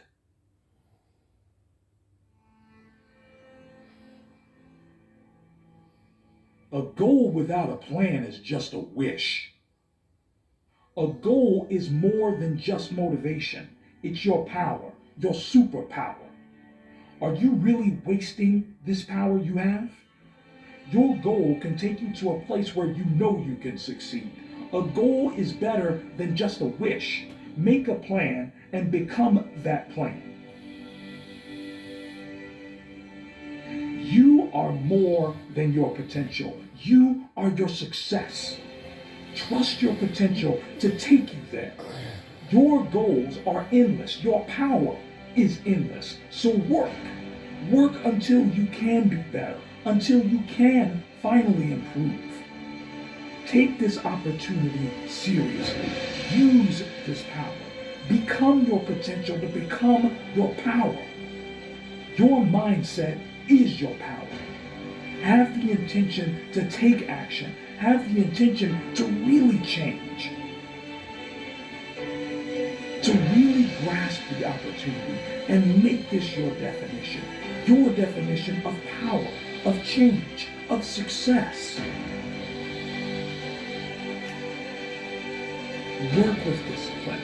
Work with potential. Work with power. You are better. Be better. Always look. Look how to change. Always look for something to improve, because one switch can completely alter your life, your entire future. This is what's important. This can bring about improvement. This is how we change, and this is how we begin. Take the pressure as a tool to succeed. Start by looking for improvement. This is where it can all fall into place. This is how you know you're working hard. This is how you know that you can work harder until you feel the pain, the white behind your eyes. Nothing stops when you're constantly moving. Set yourself in place. Move your life toward the finish line where you have accomplished all you need to, everything you've ever wanted. This is where you get it, where you can really feel it happening for you and only you.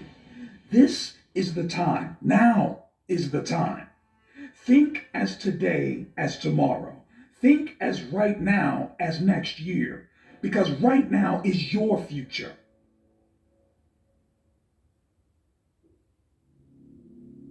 The secret of success is found in your daily routine.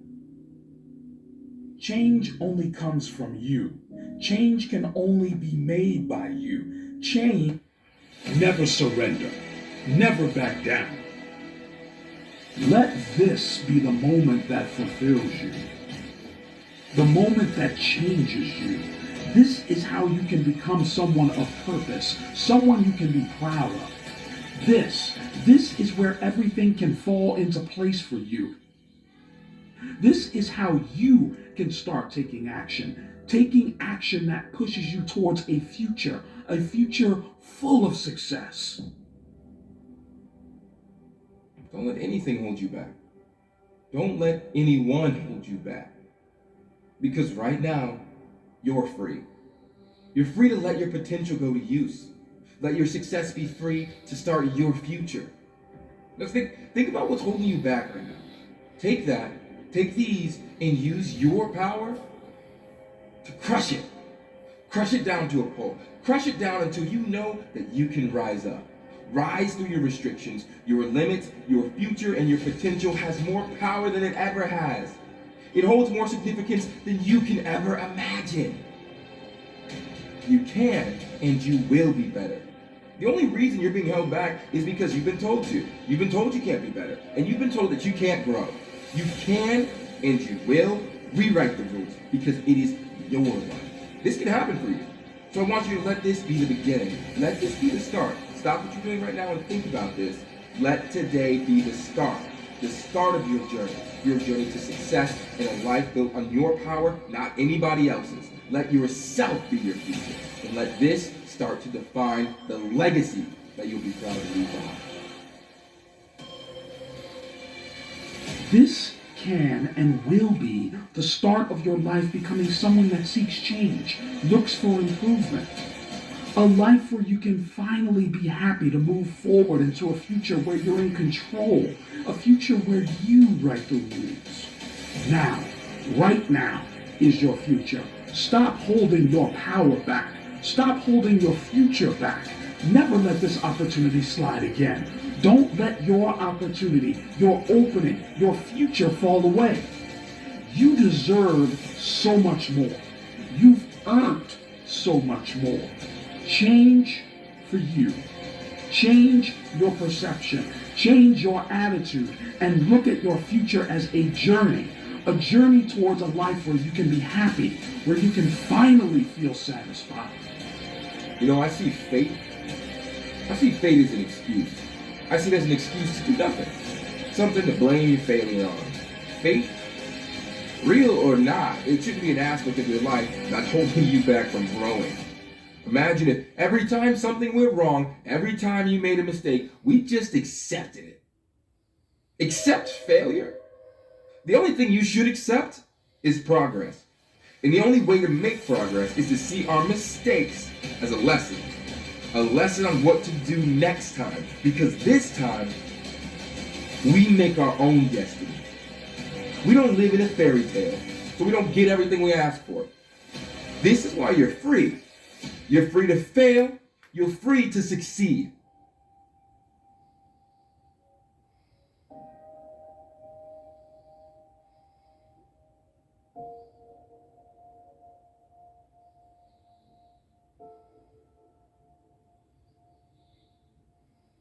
This is where your future starts, within reality. Our concepts of reality twist and change throughout life. You know, it moves with you. As a child, life is at your fingertips, full of potential. But as we get older, that facade starts to change. It starts to rely on you. This is how you can take control. This is how you can push your life in the direction you want it to move in. Don't let it fail on top of you, and don't let it make you weak. Don't let your power drain. Because today life is relying on you, and you can make the changes you want to see. Today, you can grow. I want you to block out every little tiny thing that's holding you back and squash down every single limit. And only think of your potential. Let this moment right here be the beginning of your future. The start of a life that you direct. Because this is where it begins. You and only you have the power to move forward. Nobody else can do that for you. Because remember, it's your future. It is your life. So you have control. You have the authority, the making, the living of the future of your life. You're in charge of all of that. So take a risk today. Push the limits for you. But right now, see the power that you hold in your hands.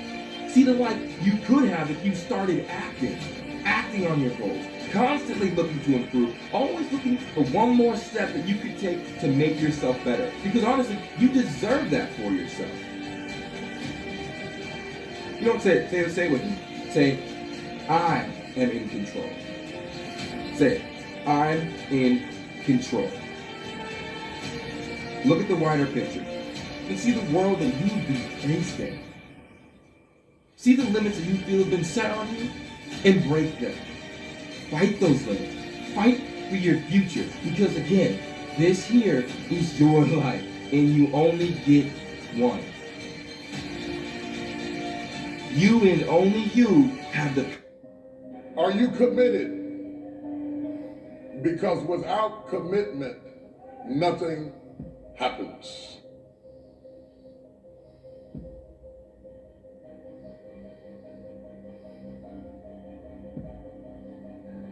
If you don't learn to give like you learn to get, every area that there is not reciprocity, it will die.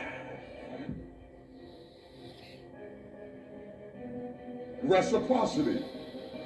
What do you give back for what you get? If you're not committed, you're not going to make it. Even the ones with the personalities you don't like. You have to be committed. Through the storm and the rain and the heartache and the pain and the disappointment, you have to believe in the we and the us and not the me and the you. Or you're not going to make it. It's a commitment. It's not a feeling. Until you have had the taste of finishing, you will not respect yourself. Until you follow through, until something is done, come hell or high water, tears and struggles and pain, and you go through it anyway, and you show up and you continue to fight on no matter the circumstances. After a while, something begins to wither inside of you.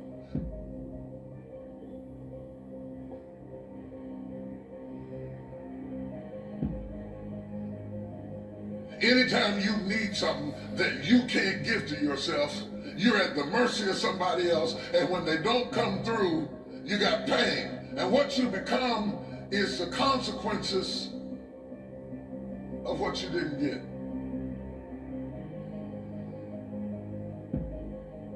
It's an urge. It's an urge. Truth be told, every champion has felt it.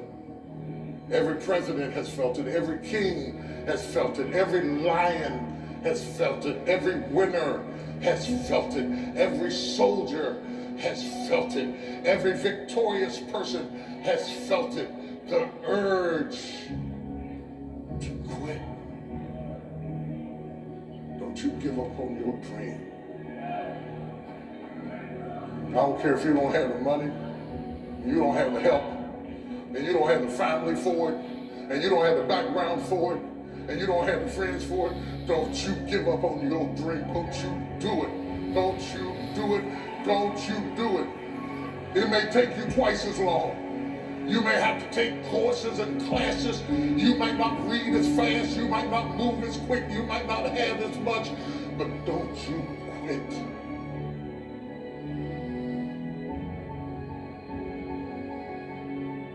Don't you quit. You do make a difference. You do make a difference. You do make a difference. As weak as you are, as tired as you are, as many mistakes as you made, you do make a difference. There is something they would lose if you were not there. There was something that they would miss if you were not there. You do make a difference. We all have things that we're believing for, dreams that we want to accomplish, problems we're hoping will turn around.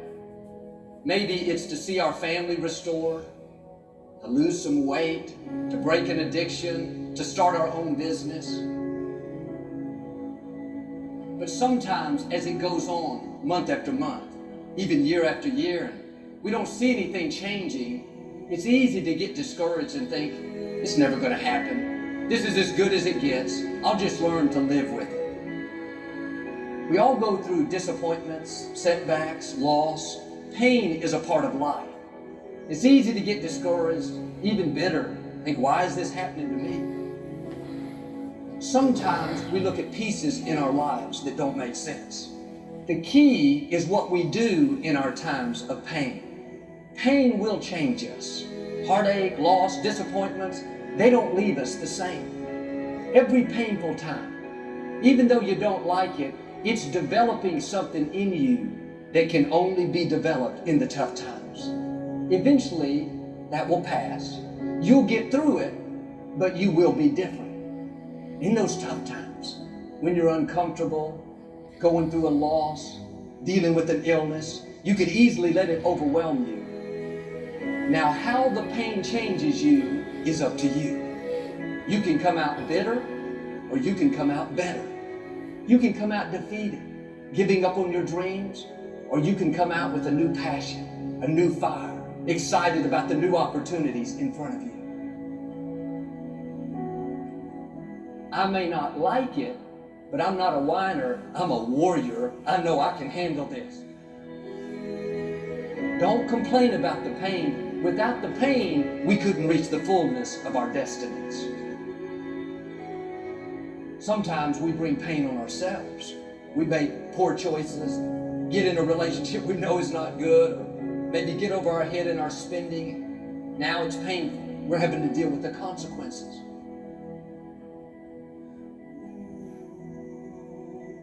All of us experience pain. My challenge, don't just go through it, grow through it. That difficulty is an opportunity to get stronger, to develop character, to gain new confidence.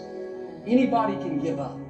Anybody can let it overwhelm you. But you know what that's doing? Wasting your pain. That pain is not there to stop you. It's there to prepare you, to increase you, to develop you. Difficulties are a part of life. Now quit telling yourself you can't take it. You're not weak. You are well able. Eventually the pain will pass. You'll give birth to new strength. Just because it hasn't happened yet doesn't mean that it's not going to happen. And there will always be forces trying to convince us to settle where we are. Life has a way of pushing our dreams down. They can become buried under discouragement, buried under past mistakes. There are dreams buried under divorce, buried under low self-esteem. It's easy to settle for mediocrity even though we have all this potential buried on the inside. What are you remembering? The hurt, the pain, what didn't work out? Turn it around and remember your dream. Have you allowed any dreams to get buried in you? At one time, you believed you could do something great. You believed you could lead the company in sales. You believed you could break that addiction. And it's been a long time. Had some bad breaks. Wasn't all your fault. You could easily settle where you are. Nobody would fault you. The enemy would love to deceive you into burying your dream, thinking that it's never going to work out. Don't believe those lies. It's not too late to become all that you were created to be. Every time you remember your dream, you're removing some dirt. You're digging it back out. The true mark of a champion is even though some dirt gets thrown on your dream, instead of letting it get buried, you keep shaking it off. You keep moving forward. You wouldn't be having that opposition if you didn't have something great in you. If your dream wasn't alive and on track, right on schedule to come to pass, you wouldn't have so many things coming against you. That dream is still alive. You may have tried a year ago, 5 years ago, or 40 years ago. Didn't work out. Nobody was there to help you. Go back and try again. This is your time. This is your moment. Your destiny is calling out to you. Can I tell you, your dream is not dead. It's just not in season. Your time is coming. Promotion is coming. Good breaks are coming. Promises you've been standing on. Dreams you've been praying about. Lack is not your destiny. Constantly struggling, barely getting by is not the end of your story. These light afflictions are for a moment. The adversity is temporary. The glory is eternal. There are some dreams shut up in you. Like fire, you're going to feel your destiny calling out. May not have happened the first time. The loan didn't go through. You didn't get chosen for the part. The medical report wasn't good. That's okay. It's still in you. This is your time. This is your moment. Shake off the doubt. Shake off the negativity. You're at the right place. You're at the right time. Now all you've got to do is get in the right frame of mind. Lord, I believe this is my year to get healthy and whole. This is my year to meet the people of my dreams. This is my year to go further in my career, to step into a new level of my destiny. This is my year to accomplish dreams, to break free from this depression. This is my year to meet the right people. This is my year to get healthy and whole. This is your year to see double. This is your year for vindication, for restoration, for new beginnings. Now get your mind going in the right direction. In what you've done with your life thus far, is it giving you what you want? Is it giving you what you want? When you look toward the future, when you look at all that's going on out here, is there some place within yourself you say, hey, I know I need to be out there in that arena. I know I can do more than what I've been doing. I know there's some great music that I have within me that I haven't brought out here yet. Is that something that you begin to look at within yourself? See, I say if you look at your life, and if you're not getting what you want, you owe it to yourself to do something differently. If you're on a job, 85% they say of Americans go to jobs that they're unhappy. If you're doing something 8 hours a day that you don't like, it's not giving you what you want, it's not giving you a strong feeling of satisfaction and fulfillment. You're miserable, you hate to go there, you're depressed just thinking about it. You sing the Thank God It's Friday song every week. If that's what it is, you owe it to yourself to start strategically working to change directions. See, but you know what most people will do? Most people will resist change. Most people will fight change as if change would be worse than what they're experiencing. See, they know this. They're familiar with this. Most people will not challenge the unknown. They won't just step out there. See, there's certain things that's got to be in place. They got to see it all together. And life isn't like that. That's not how you grow. So as you look at your life, you're saying, I'm not getting what I want. As you begin to look toward the future, begin to know that whatever it takes for you to create that, you've got that in you. You got that. You've got genius in you. You've got goodness in you. You've got creativeness in you. If you decide to take the initiative to change the current quality of your life, I say to you that you will find that the universe is on your side. That life is on your side. Now, will it be turbulent? Yes. Will it be easy? No, no. Will you have some opposition? Yes. Will I make a lot of mistakes? Yes. Will I get hurt? Yes. Yes.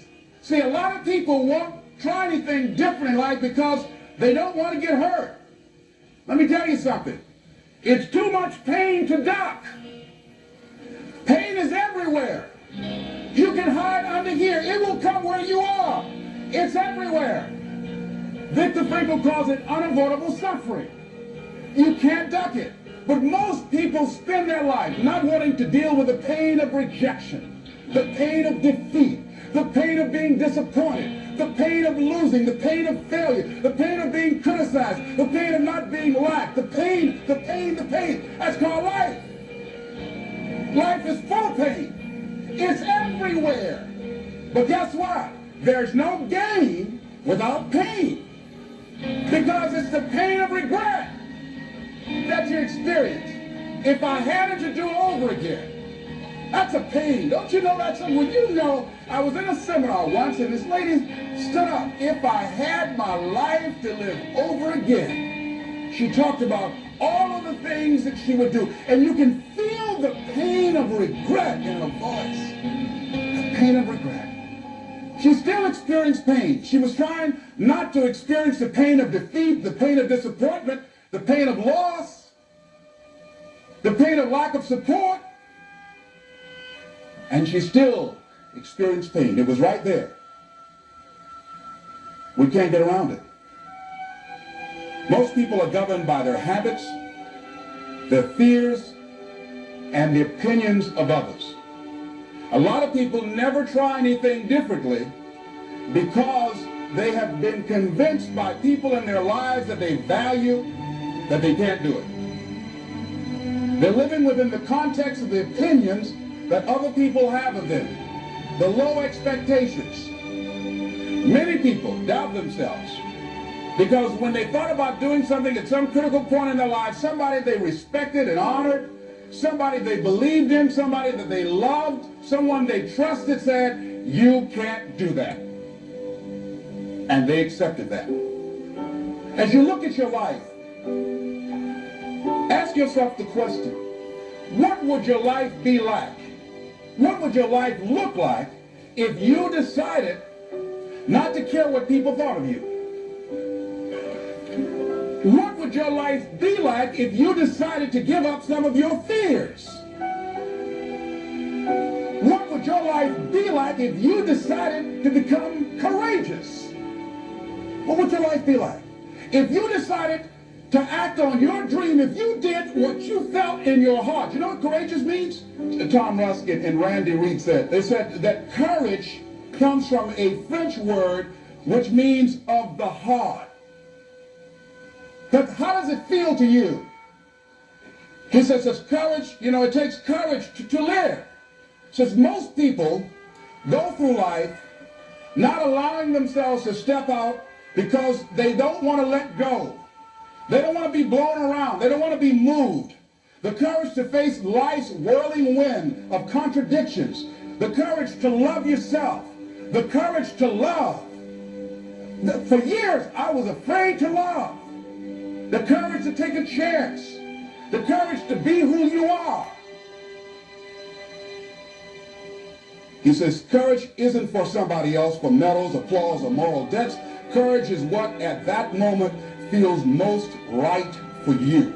Not just situational ethics, but what feels right in your heart. The word of the heart. What feels right in your heart. One great philosopher says, cowards die many times before their deaths. The valiant never taste of death but once. What does that mean? The valiant people aren't afraid? No. It means that they experience that fear and they move forward. They move forward anyhow. Many people are dead now. Many people are allowing their dreams to die. Many people are allowing their ideas to lie dormant and collect dust. Many people have all this talent and ability that they are allowing to be buried inside of them, that they will take with them to their graves because they didn't have the courage to be who they are. And I say, as you begin to look toward the future and manifesting your greatness, it's going to take everything in you, that your life deserves the concentrated effort to begin to look at how is it that I can express more of me? How is it that I can bring my ideas out here now? How is it? And start living with a sense of urgency because you're here today, you're gone today. Life is unpredictable. It's uncertain. There are no guarantees.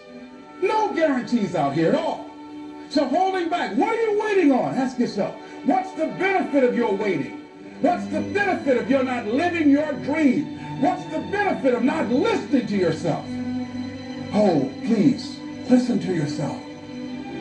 You know the feelings. If you start listening to the feelings in your heart, and I'm doing it now more every day, I find that my feelings, I can trust them. And I say to you, that as you look toward the future, you look at life on a daily basis, if there's something that you have been given, if you've heard something within yourself that you know that what you're doing now doesn't fit for you, it doesn't work for you, it's not giving you what you want, and there's something else that you want to do, don't allow that inner doubt in you to talk you out of it. To build a case on why you can't have it. To tell you why you're not good enough. You ignore that inner voice and all of the external voices. Don't judge the possibilities for what you can do based upon the circumstances, because the circumstances won't determine who you are. Don't determine what you're able to do based upon your resources. Don't determine what's possible for you based upon where your life is right now. Where your life is right now is not you. That's just what it is right now. But the possibilities for you are unlimited. If you're in a rebuilding process, it's unlimited. If you're coming back from adversity and devastation, it's unlimited of what you can do. That's the capacity of human beings. It doesn't matter how many mistakes you've made. It doesn't matter how many flops you've had. Doesn't matter how much money you've lost. In fact, I see it only as an investment of what you learn from life, not losses, but investments of what's possible for you. And I say to you that once you start listening to yourself, and as you begin to act on your dream, as you start just trying to find your way, doing what you can with what you have, you will start seeing things opening up for you. You'll start attracting people. You say, where did it come from? Things will start coming together, clicking for you. You say, whoa, you start brainstorming. Ideas will come out of nowhere as you focus on it. The key to it is to begin to focus on what it is you want to do. Why, Les? Why is that important? Because as you focus on that which you want to do, that which we focus on, that which we give our energy to, it will begin to multiply. It will begin to expand. It will begin to develop your consciousness. And out of that comes your greatness. Out of that comes a commitment. Out of that comes a passion for life. Out of that comes a special power that you have in you that you haven't even called on yet. See, the powers that we have will never reveal themselves if we don't challenge them, if we don't put ourselves in a position where we have to use them. So one of the most important things was reading a book that's a really interesting book called Instant Millionaire, and the guy said, put yourself in a position where you can't retreat, where it's do or die, sink or swim. Here's what you'll find out. You'll develop incredible swimming skills. You'll find yourself stroking unlike you've ever seen before. Through the inspiration of desperation, you become more creative than ever before. So what is it? How do we handle that whole piece? Throw your whole self into it. See, most people go at it tentatively. They don't give all their stuff. They don't concentrate. They don't put everything they've got in them. One guy wrote a book called All You Can Do Is All You Can Do. And all you can do is enough. But he said, make sure you do all you can do. And if we're honest this evening, we know that we haven't done all we can do.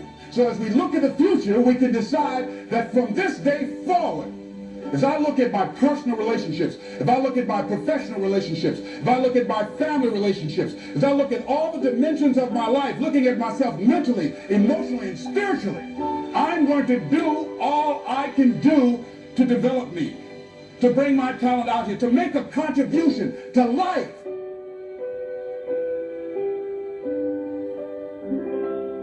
I don't care what it is. I don't care what you want to do, but do the hell out of that. It takes, again, hard work, and it takes perseverance, and again, it just takes context, and it takes perspective. You gotta put your stake in the ground and go after this thing called your future, because no one's gonna give it to you. Don't talk about it, don't mull it over, don't plan for it. Just get after it. All of us have seen our destiny at some point in time, and we decided not to listen. We decided to ignore it. To no, that's not for me. Life came in and slapped us side the head, and we stopped dreaming anymore. Give it everything you got. And if you fail, you can at least do what? You tried. But if you don't go out there and give 120%, you're not a man. It's time to understand that if you want to get something out of your life, you got to be willing to work for it. How much are you really willing to give? You have an everlasting potential. And as long as you have a heartbeat, as long as you have air in your lungs, you have an opportunity to change this world, change your life, and live your dream today. Don't you dare settle for anything less than what you know you can get. Just make sure you make your mark. Make sure you make your mark in this world. When you become what you're supposed to be, then you're going to bless somebody else. And that's what it's really all about. If you don't get serious with what's going on in front of you, you're going to forfeit everything that you were born to be. Take the leap of faith and believe that everything is going to be all right. Take that leap of faith. Trust yourself. To bring out that king, that legend. As a human being, the strongest thing you've got is your force of will. So take that force of will and make that happen. Make sure every breath you take counts for something. That when you get to the spot, you get to the spot for 1,000 others, 1,000,000 others. Live your life now. Live your dreams now. Start acting. stay on the planet. Claim the sacred spaces of your minds and move toward that destiny with patience, perseverance, and prayer.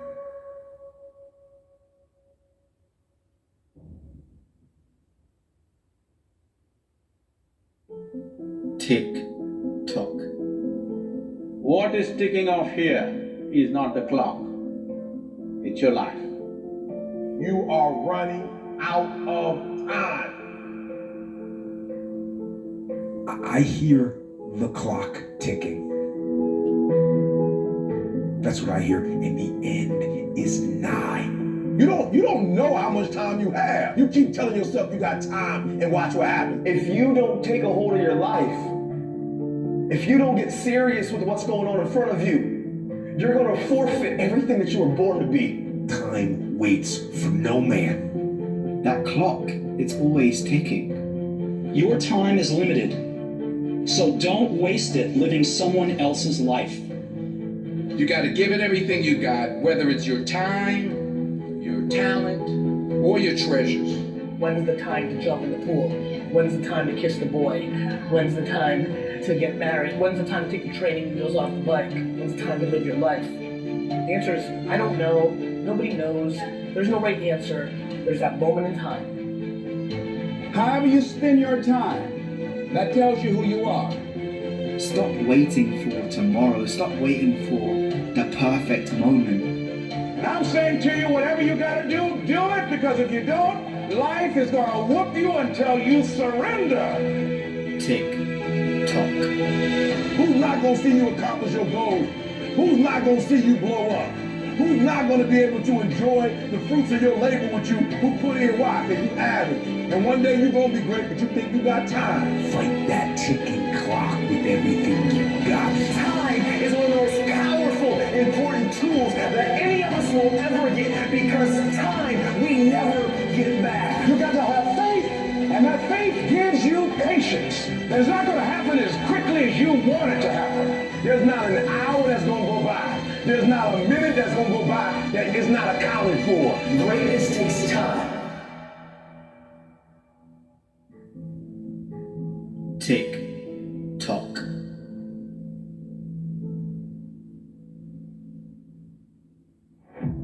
You don't always have to talk about what you're up to. Let your results speak for you. Let your actions speak for you. Social media doesn't always need to know about your grinding and hustle. People will know about it when they see your results. It's the one thing you can't fake.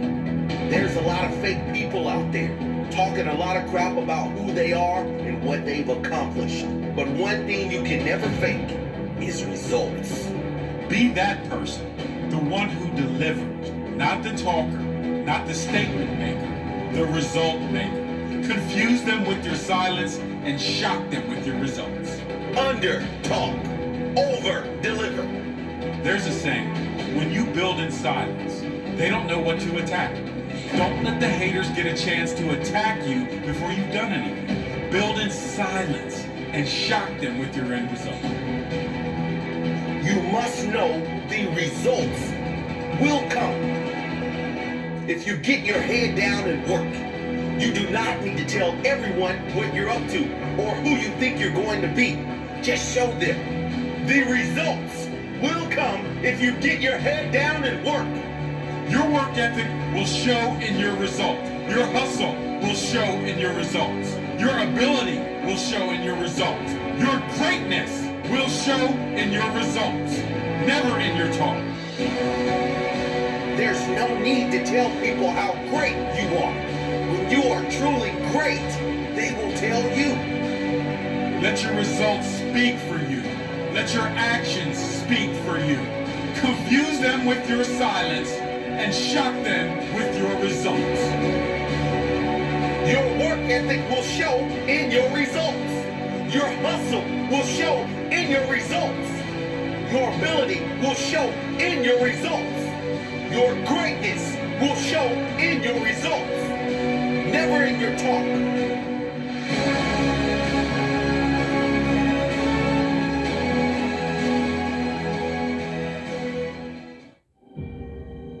really want me on the team? What's your approach to recruiting? You want first place, come play with me. You want second place, go somewhere else. Like, I would watch Magic play. I'd watch Michael play. And I would see them do these unbelievable things. And I'd say, you know, can I get to that level? I don't know, but let's find out.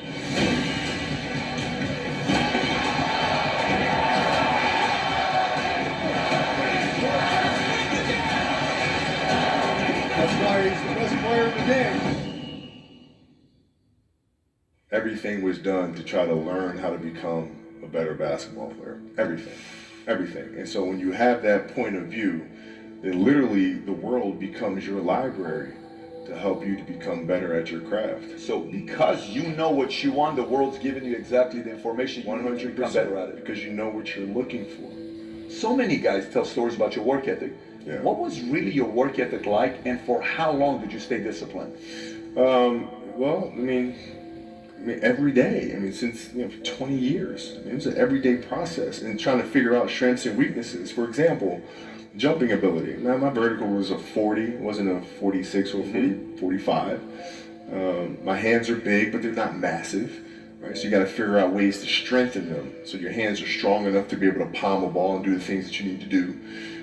Quickness, I was quick, but not insanely quick. I was fast, but not ridiculously fast. Right? So I had to rely on skill a lot more.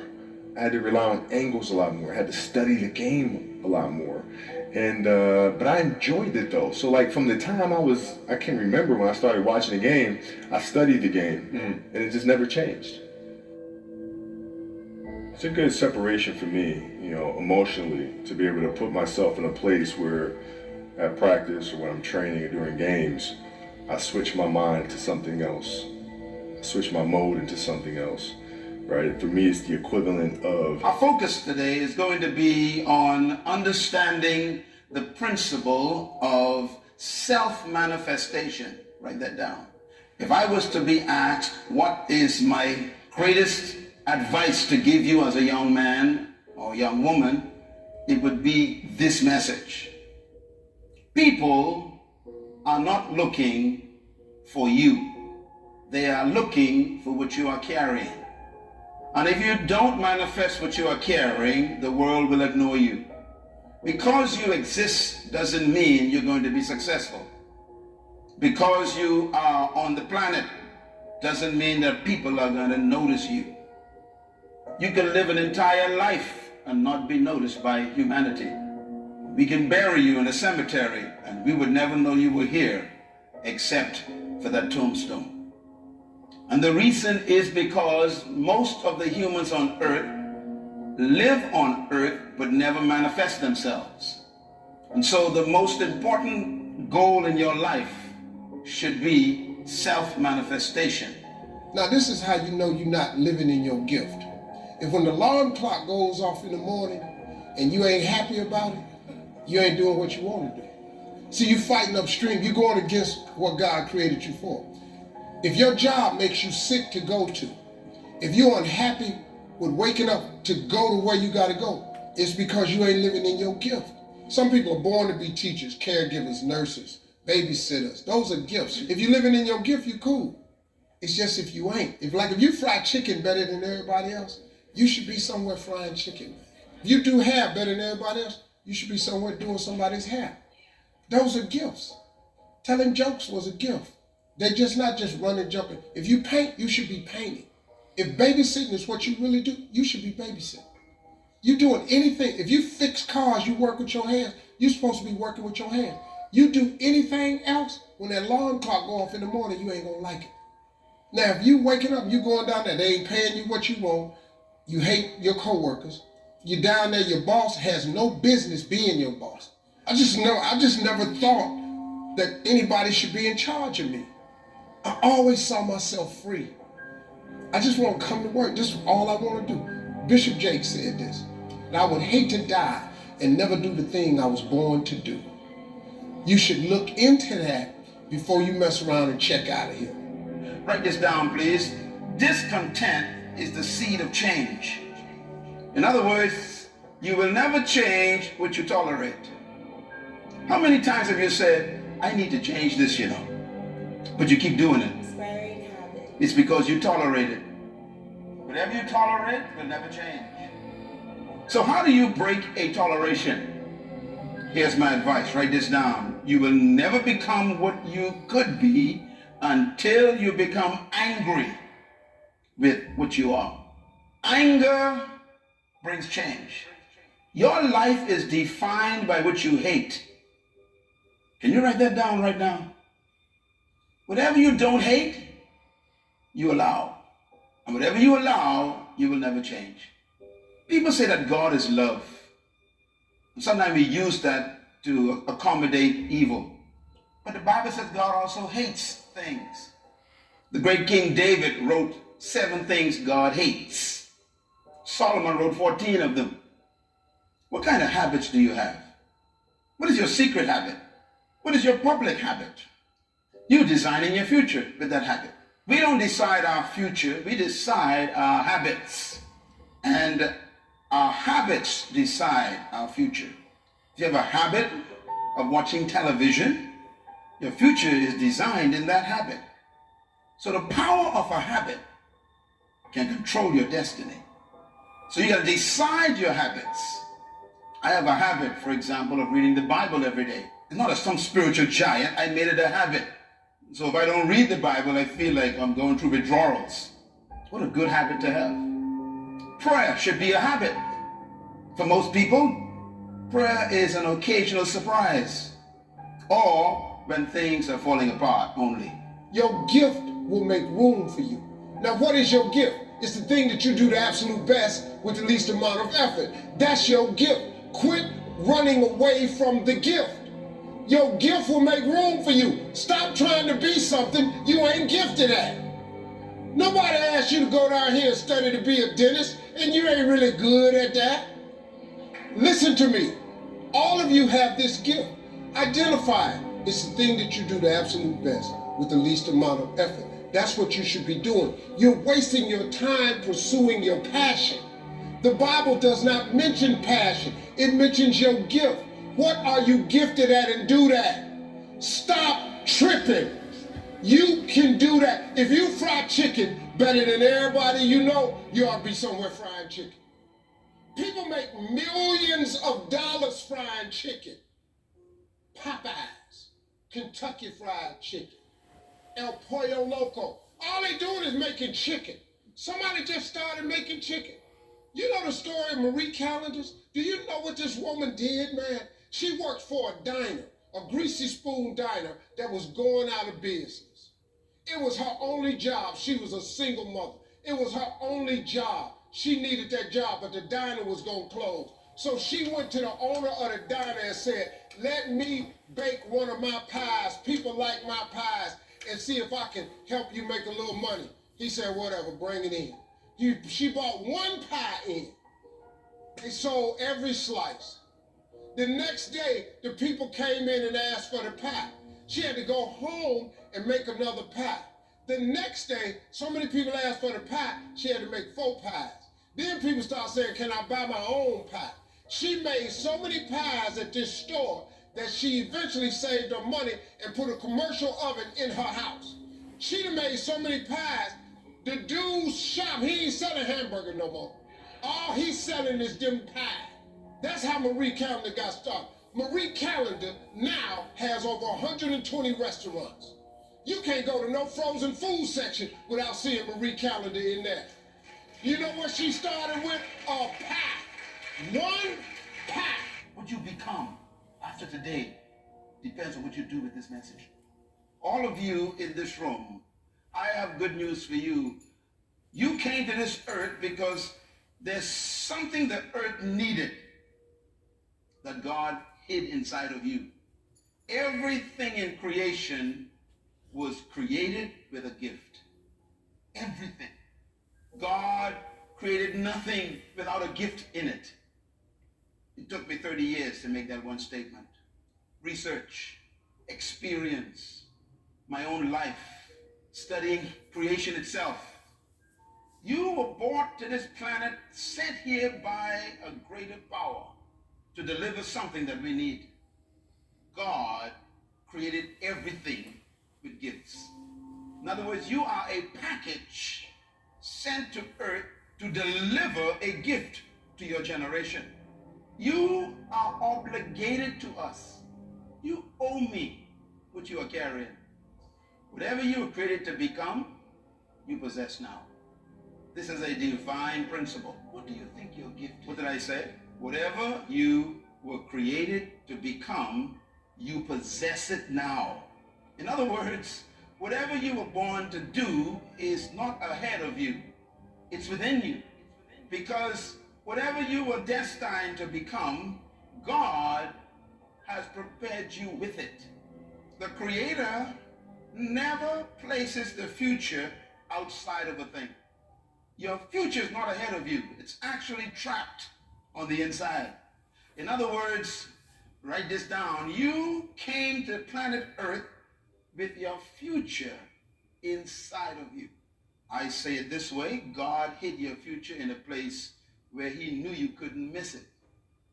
A gift is the inherent capacity to fulfill a function that meets a need in creation. Every word is important here. Inherent means no one can give this to you. You came with this. No prophecy can give you a gift. A prophecy may stir it up. This session is probably one of the most important sessions in your life because you are still stuck looking for a job. You know what's good about gifts? You don't have to look for them. The dude that cut my hair, I met him in 1986. He cut my hair for $10. I remembered him. When I got on TV, I had hired him. He came out there, he started making $300 a haircut. I paid him $10.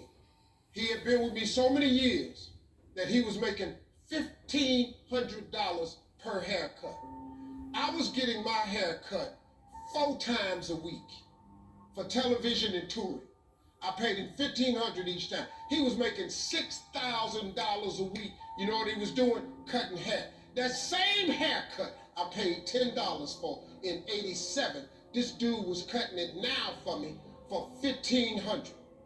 I cut my hair off, but then let me tell you what he did. I paid him a chunk of money for being with me all these years. Gave him a severance pay. Told him good luck. Guess what this dude got now? He got 4 salons and he owned 2 barber colleges. You know what this dude make now? $3.6 million a year. You know what he do? He cut hair. He don't do nothing else. That's his gift. Friend of mine we grew up with. All he did was cut grass. He had a single blade lawnmower that he pushed. He was so good at it, he could raise the blades up and lower them. He could cut patterns in your grass. We little, I'm going, hey man, we going swimming. Now I got to cut Miss Jackson grass. He could cut patterns in your yard. He could put your initials in your grass. As a little boy, $2 for the front, $2 for the back, $4. We used to laugh at him all the time. Well, let me tell you what we're laughing at now. He got a landscaping company in Cleveland. You know how much this boy making? $4 million a year. You know what he do? He cut grass. He got 38 trucks. He got all the contracts in the city, malls, corporations. And when it snow outside, he do such a good job cutting the grass, he put plows on the front of his trucks, and he got all the snow removal contracts. This boy making $4 million a year, and you know what he do? He cut grass. If you study all of our culture, all of our cultures, look at our cultures, they are built on employment. Employment destroys your gift. It stops you even from thinking about it. We have been damaged greatly by our educational systems because they have actually been conditioning us to believe that we are only here to find a job, pay some bills, and die. Matter of fact, everything your parents tell you has to do with a job. Most of us, based on our culture, have been taught to go and find your future. And so we are conditioned just to get an education, to get a job, and then work in a place we hate for 45 years. And then they give us a clock to go home with to sit in the rocking chair to watch the rest of our time fade away. This is what they call retirement. It means you're tired. So you are retired, double tiredness. Do not go to school, young people, to find a gift. Single woman, I promise you, you'll never find your gift in education. So make a note of this. A gift can never be learned. It can only be refined. That's why you can go to college and get a PhD and still be broke.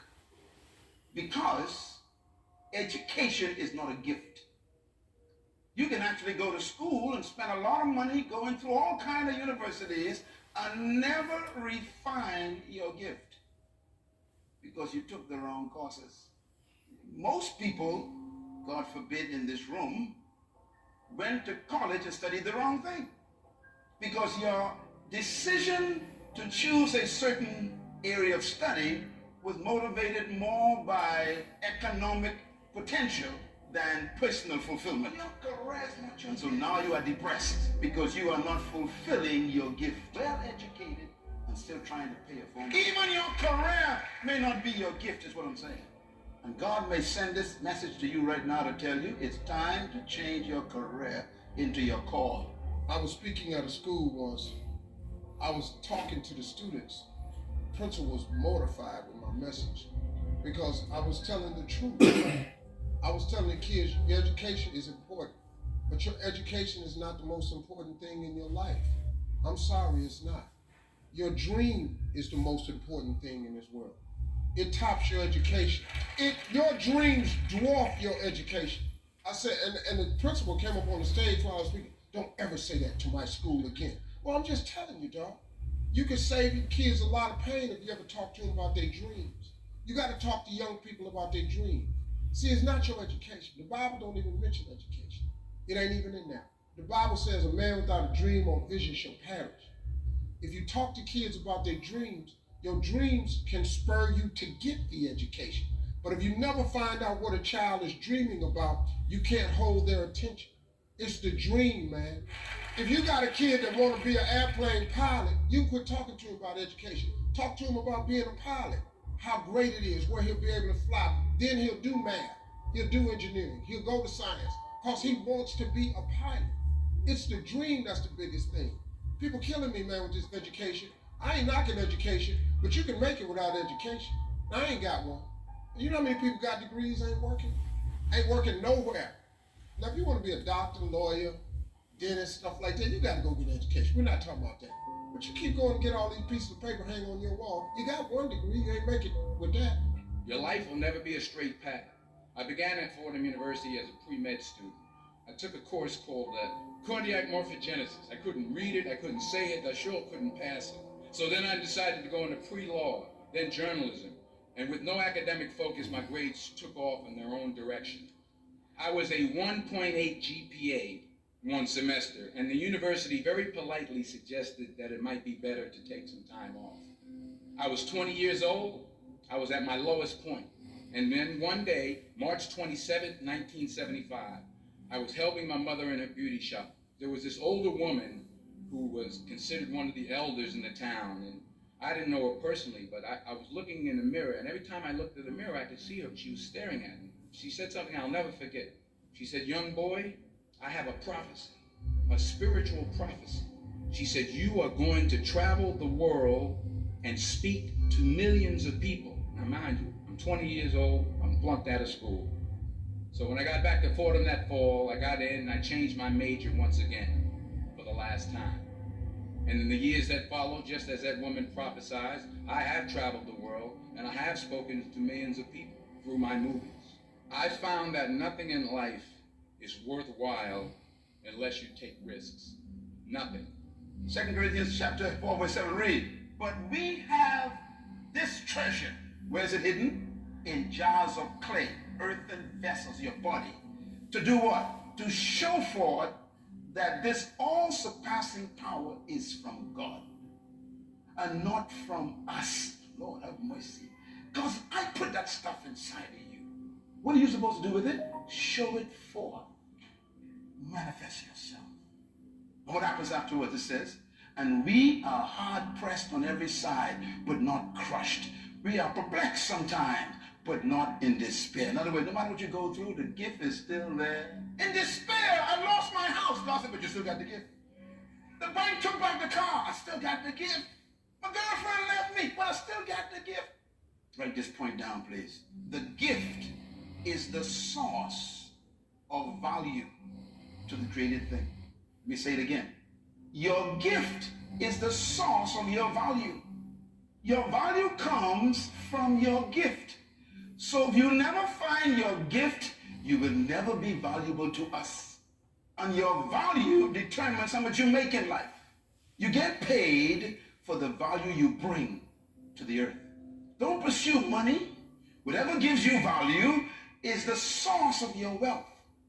And sometimes people try to make money from their gift too early. My advice is give it away free. Because when you give your gift away free, it gets exposed. Even a drug dealer knows about this. They give you the first one free. You must be serving your gift. How many years have I taught? I mean, from I was 15 years old, the visionaries, teaching the word of God, never got a cent. And someone gives me $10,000 a day for speaking, you get jealous of me. I gave it away free for 15 years. You're trying to get paid, you even ain't there for 15 hours. Give it away free. Serve your gift. Volunteer. I was 27 years old, October 8th, 1985, Hilarious Comedy Club. Walked in the comedy club, first time in my life, won amateur night, $50. Drove 40 minutes home, cried all the way home. This girl I rode with, she said, why you crying? It ain't but $50. You don't even understand. I'm born. She said, what you mean you born? I said, I know what I'm gonna do the rest of my life. She said, you ain't winning with $50. I said, no, I've been praying my whole life, God, what is it? My life gotta be more than this. I won that comedy competition. I went to work October 9th, the next morning, and quit my job. That decision cost me everything I had. I lost everything. I lost my family.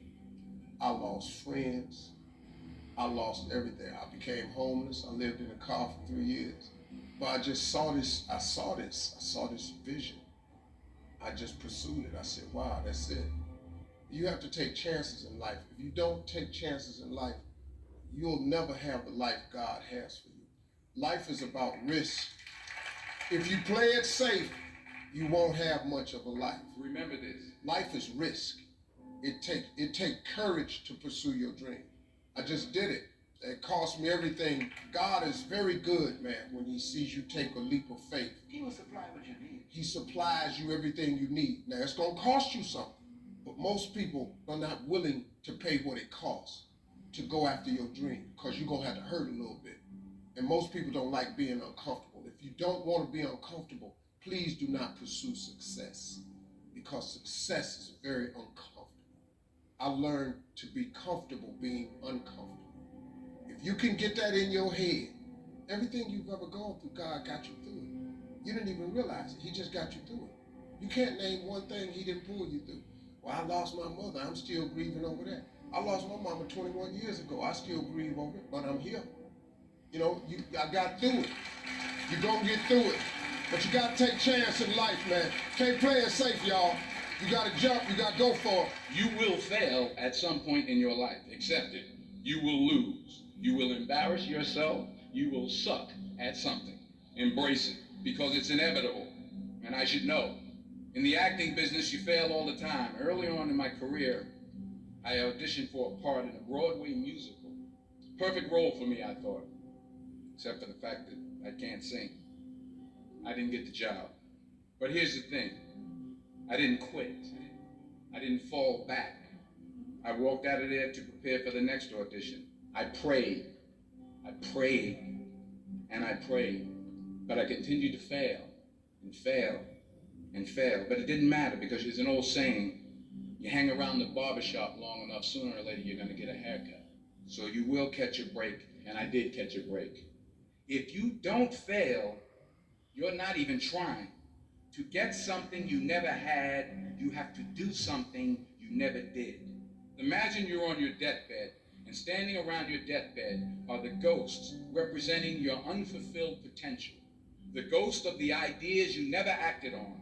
the ghost of the talents you didn't use, and they're standing around your bed, angry, disappointed, and upset. They say, we came to you, you could have brought us to life, and now we have to go to the grave together.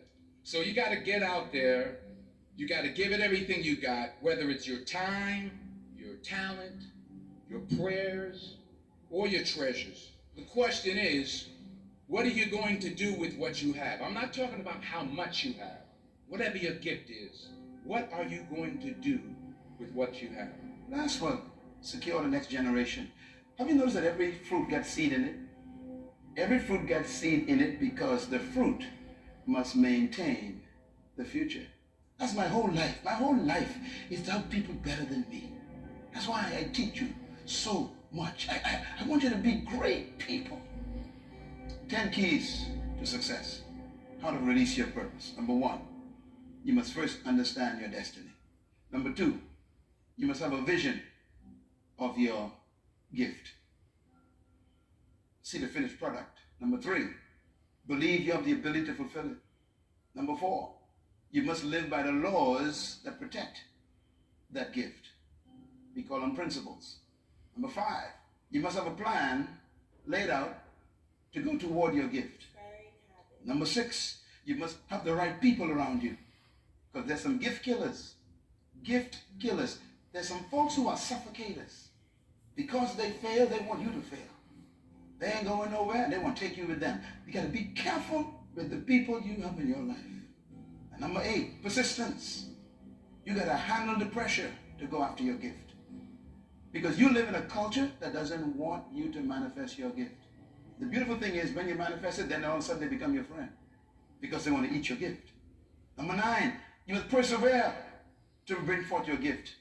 Because you will always have resistance and opposition, discouragement, failures, but you got to keep coming back.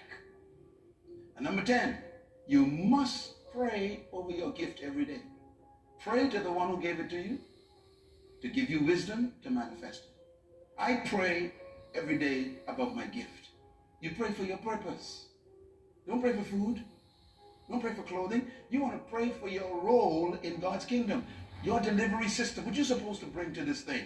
That's what you pray for. Oh God, show me how to do it. Revive it. Refine it. Define it for me. Keep it fresh, Lord. Let me see this purpose.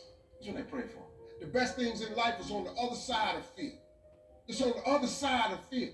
But fear freezes people, man. The fear of failure freezes people. Suppose I don't do it. If you don't do it, you might not make it. That's a for sure. So that's just my opinion. That's probably not what most people share, but your dream, man, is what you dream about. You got to dream about something so big that it dwarfs all your fears. The way you overcome fear is with your dream. You got to make your dream so big that nothing matters except that dream. You're willing to do everything that's necessary. Nelson Mandela said, there is no passion to be found playing small and settling for a life that's less than the one you're capable of living. Because taking risk is not just about going for a job. It's also about knowing what you know and what you don't know. It's about being open to people and to ideas. To not only take risks, but to be open to life, to accept new views, and to be open to new opinions, even though you're scared still. While it may be frightening, it will also be rewarding, because the chances you take, the people you meet, the people you love, the faith that you have, that's what's going to define you. Know your purpose. Believe your assignment. Document your vision. Put it on paper.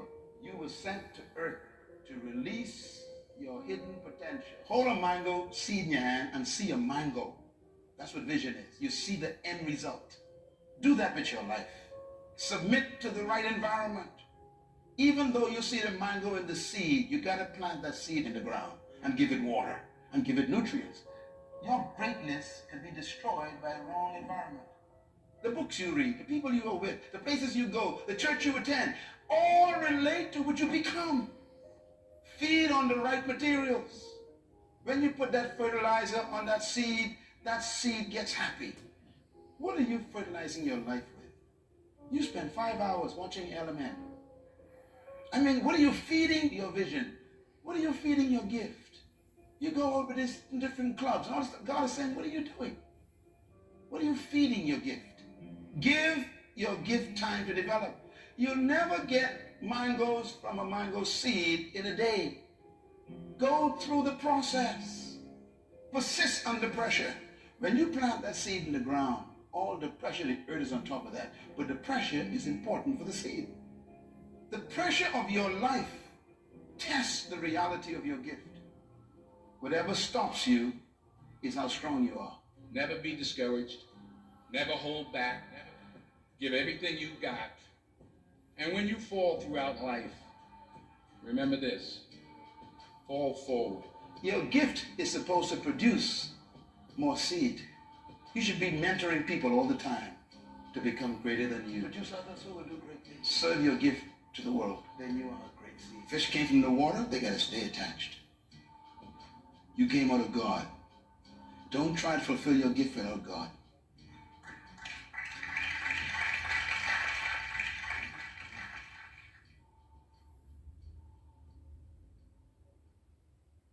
I can guarantee you, you will never achieve anything greater than your highest aspiration. I never said when you want to succeed as bad as you want to eat, because you can go 21 days, maybe 30, but without eating. I never said when you want to succeed as bad as you want water, because you can go about 3 days or so without it. I said when you want to succeed as bad as you want to breathe. You're never going to be great if you don't look for the 5%. And so nobody out there is listening to him and saying, God darn, he's just so much smarter than me, so I'm not going to become worth $5 billion. I switch my mind to something else. Switch my mode into something else, right? For me, it's the equivalent of Maximus Decimus Meridius in Gladiator picking up the dirt, smelling the dirt. It's go time. Compare yourself to who you were yesterday and not to who someone else is today. And that's a game you can win. If you would get off the couch, stop murmuring, stop complaining, you're about to go to a whole nother level in every area of your life. You create your own destiny and secure the future you envision. You can do anything you want that you have passion for, because that eliminates most of the crap. Because most people don't follow their dream. And you need to know that the baseline is failure. You know, it's important because otherwise you'll blame that on yourself. That's not what you need. But what some of you need is to go from 70% to 120%. Some of you need to go from 80% to 120%. Because what will not happen is quit. What will not happen is failure. What will not happen is you dropping out. My life speaks louder than words, because when I begin to change my life, I'm going to learn to make good choices. I'm going to learn to be responsible. I'm going to be dedicated. I'm going to have good characters and morals and values. I'm going to own up when wrong. I'm going to be truthful. I'm going to stand up for what I know is right, and I won't let anybody change me. And maybe that's not where you're at right now, but you can get there, and these are the attributes of success, man. If you want something in life, you gotta be willing to do what nobody else has done. If you keep doing the same thing you've always done, it's the definition of insanity. If you want to change, you're gonna have to be willing to change. I do what you don't want to do, that you know that you gotta do to be where you want to be. I don't know your vision. I don't know your mission. I don't know what you want to be. Take stock of where you are. You know, what your advantages are, what your disadvantages are, and then you start with a little humility on the path of incremental improvement. Don't let your words guide you. Let your actions guide you. Now it's time for you to dig deep. Ask more questions. Spend more time and study hard. Create a winning circle of people that are succeeding in the class that you're struggling in, and stick to them like glue.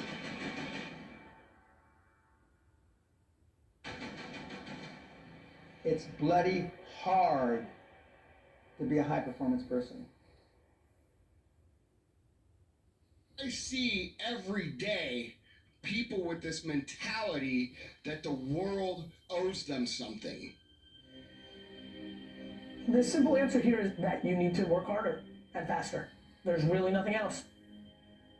Life is a series of choices. At that moment, that choice was, quite honestly, hard work. put your head down and do the training and take the pain, and eventually it's going to pay off. And on those days where you just got to get to an impossible to-do list, you really have to feel that if you put your head down and you take the pain, it's going to pay off. And since I'm going to do this, I'm going to harness my will. And I'm not going to let anything stop me. I deserve this. Hard work is the most precious asset you have. You know, while the other guy's sleeping, I'm working. While the other guy's eating, I'm working. But it don't work if you don't work. I found that nothing in life is worthwhile unless you take risks. Nothing. There is no in between. You're either growing or you are decaying. If you want something, you have got to be relentless. This is a winner's quality. You have that quality within you. When you're hungry, you don't care about the facts. You don't care about the odds. If you want to be an anomaly, you've got to act like one. Why are you only giving 50%? What's wrong with you? You said your goal was to pass every class. You said your goal was to never again finish last. Most people, what they're doing is they're all at this mountain called success, and they're all strolling around the bottom of this mountain, and they're looking for an elevator to carry them to the top. See, they haven't realised yet that there is no elevator, and I'm already halfway up the stairs. I'm not getting up on time. I'm not going to work on time. I'm not putting in 120% when I'm at work. I let me down. Alright, if you work hard and you never give up, you can literally achieve anything.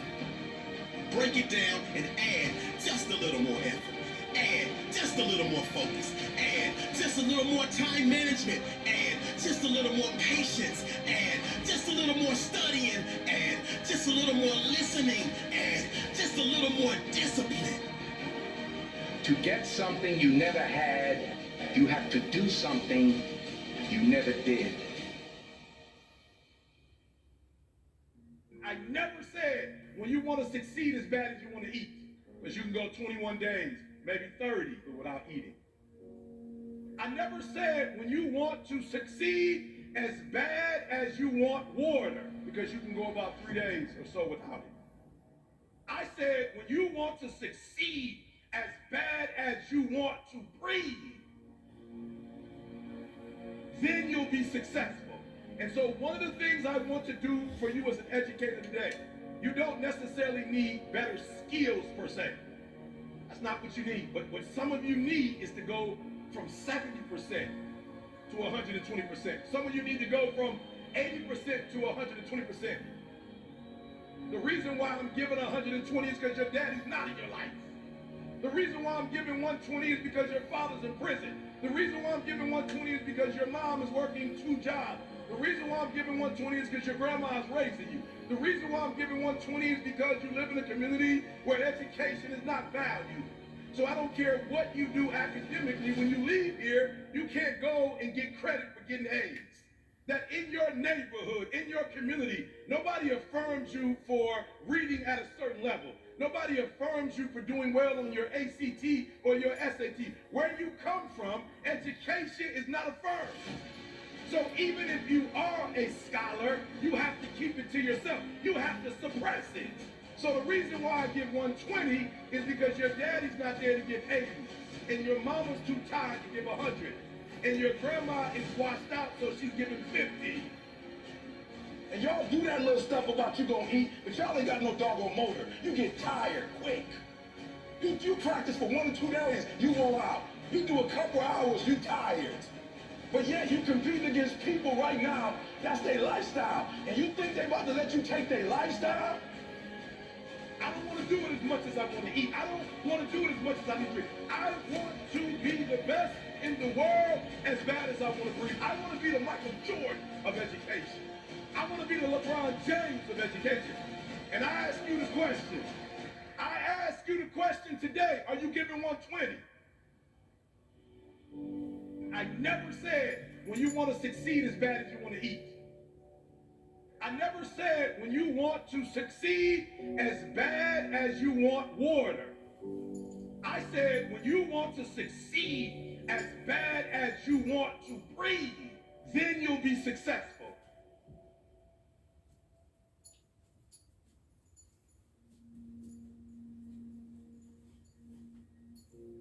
I told my professor, what happens if I fail? He said, what happens if you pass? I said, but what happens if I don't get it? What happens if I put in all these years and it don't work out? He said, but what happens if you put in all these years and you get it?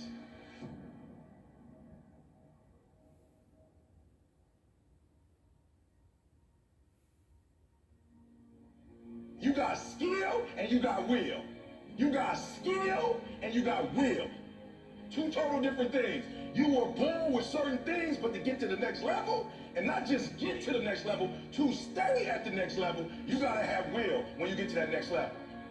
So when you play, you have to compete. When you have an opportunity, why would you give 80% when you have an opportunity? Somebody answer that for me.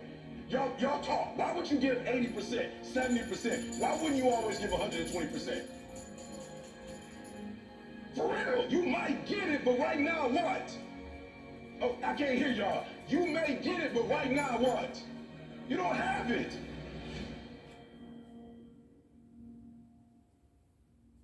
You have nothing to fear. Guys, you already overcame all kind of stuff. Because a lot of you don't see that what's going to take you to that next level, that's going to separate you from everybody else, because you got to have something that separates you. What's going to separate you from everybody else? Right? I don't know what that is for you, but just talk about it. When you hear my videos, one of the things you notice that separates me from everybody else, I don't do what in any of my videos? I don't curse enough. You've never seen me cuss before. You've never seen me drink before. You've never seen me smoke. I'm not against drinking and smoking, but my brand is I don't drink, I don't smoke. What are you going to do to separate yourself? Like, I do things to separate myself from everybody. The passion that I have when I speak, the grind that I have when I do what I do. What are you going to do to separate yourself? People you're not even going to be hanging out with. All I want to hear is E. They grinding like they never grind before. Johnny, I want to hear they out there handling that rock like E. They monsters, E. They like freaks out here, E. Like, they going hard, E. That's all I want. Well, some more stuff that's keeping you from doing what you're supposed to do. I love it.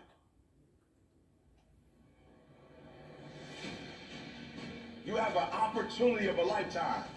And what I'm trying to get you to understand is, when you understand you have an opportunity, you play a little different.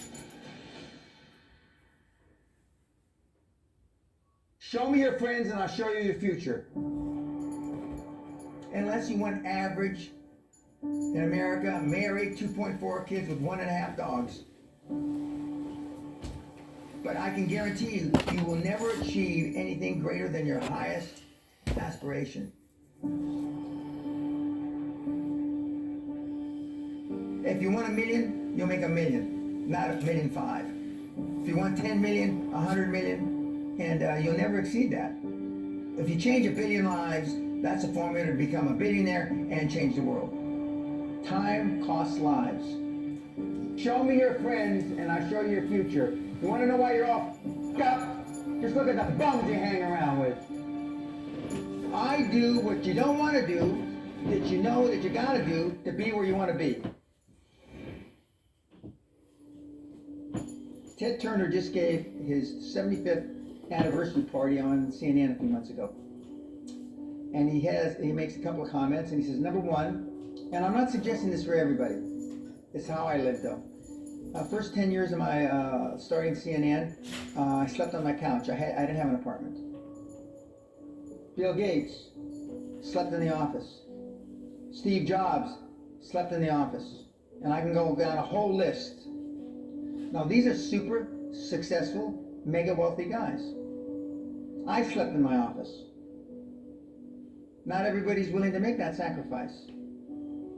But it's not the only thing. But even if you don't sleep in your office, if you want to send your kids to a better school, if you want to be able to take care of your mother when she gets dementia, if you want to, this all takes money. my children aren't getting any of my money when I die. Not one centavo, not one penny. And 2 of my kids are cool with it. One of them's not so cool with it.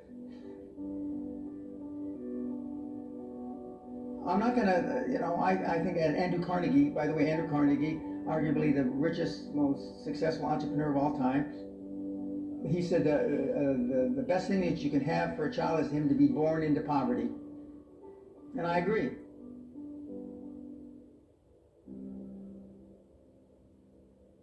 Lack of self-esteem, lack of self-worth. Now they think they have self-worth. They think because they made a few bucks. But in actuality, and when they measure it against the other 8, 10, 12 people sitting around the table, they realize, or they start to question, hell, maybe I was just lucky. Now, all of us, when you're only a one-trick guy or gal, think, was I lucky? Now, I've done it so many times, I know I wasn't lucky. I might have been lucky the first time, but I haven't been lucky the 15, 20, 40, 50, I know that. Okay. But maybe I was lucky the first time.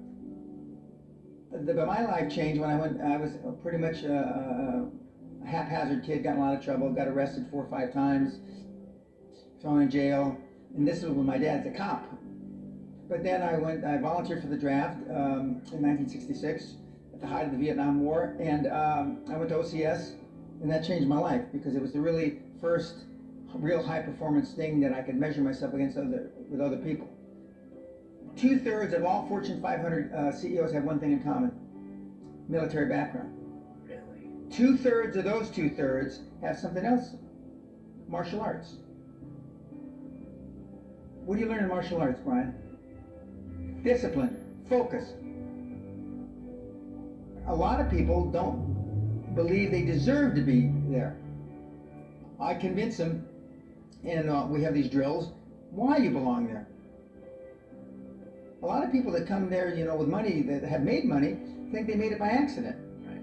I just had one of my superstars who's made $100 million tell me in the last week, I'm not sure I'm going to have another lucky accident. And I said, you did it. I mean, you tried a lot of things. I believe Thomas Edison, I wouldn't have done it 10,000 times.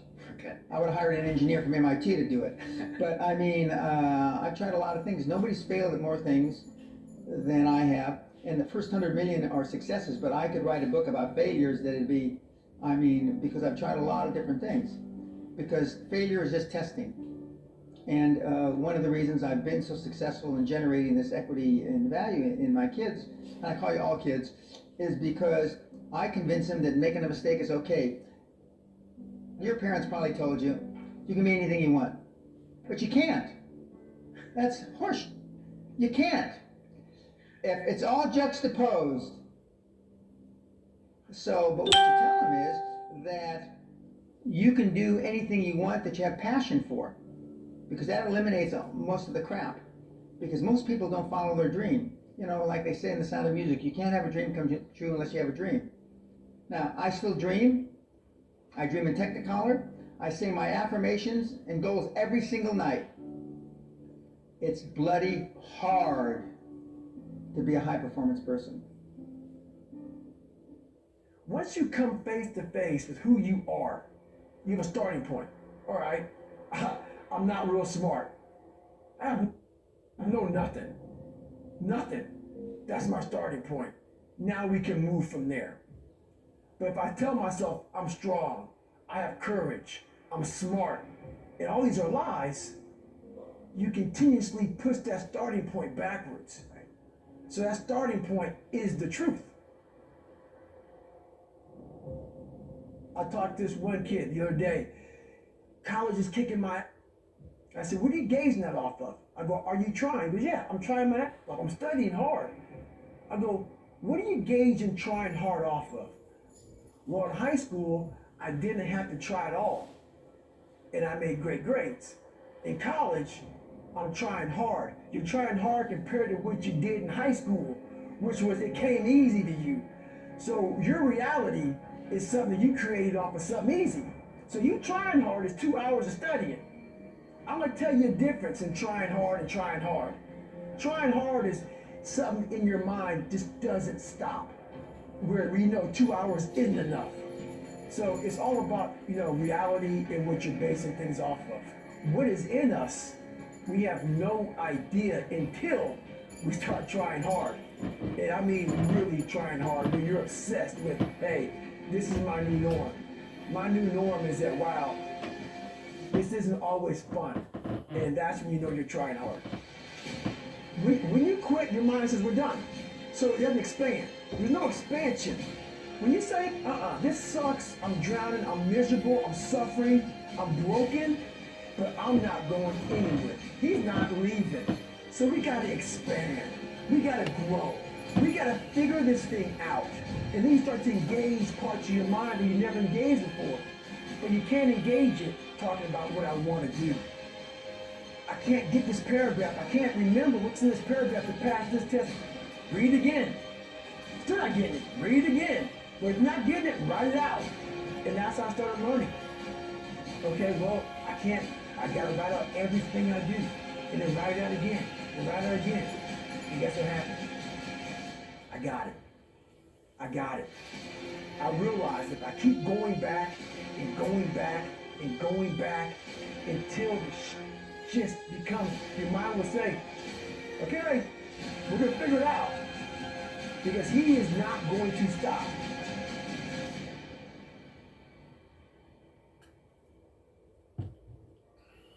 The voice in my head said, you know what, man? You're gonna die never even trying to reach your full potential. And how's that gonna feel?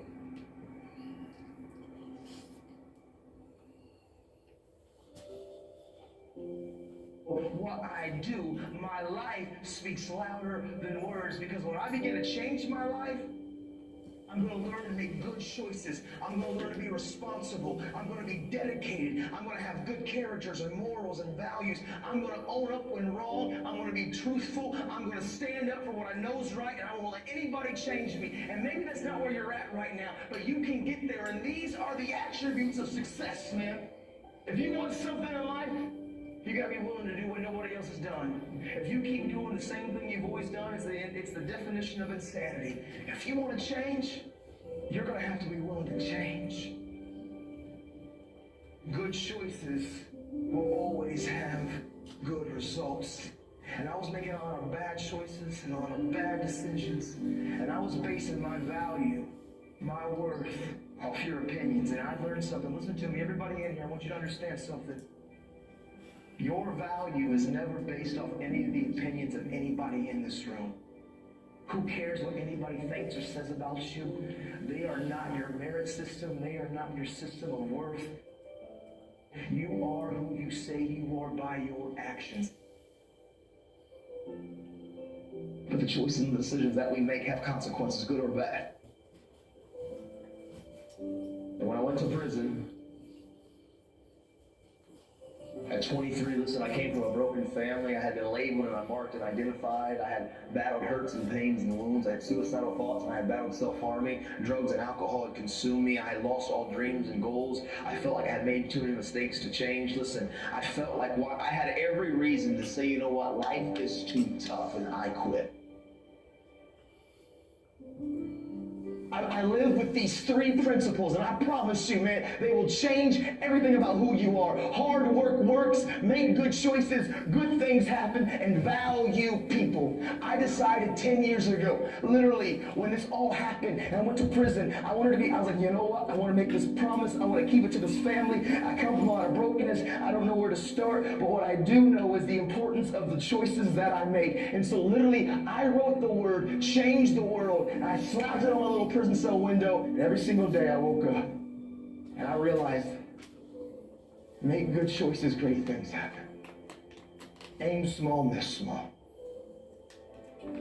Make good choices, great things happen. You see, every choice that I can make, listen, I can't control what you think about me. I can't control your opinion of me. I can't control what you say about me, but I control how I react, respond, and what I do with my life. I'm in control of my life. I don't let external factors control me. I'm in control of my life.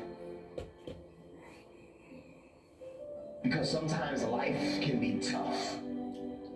Life can be challenging. And sometimes the obstacles in front of you seem like they're too big and it's easier just to lay down. But you know what I remember? I remember when my dad used to look at me when the kid and said, listen, Nathan, life is never going to give you anything, but if you make it and if you build it, nobody can take it from you. Because hard work and tenacity and refusing to quit and chasing your dream, and you'll get there, I promise you. Maybe you don't hit the stars, but you'll land on the moon.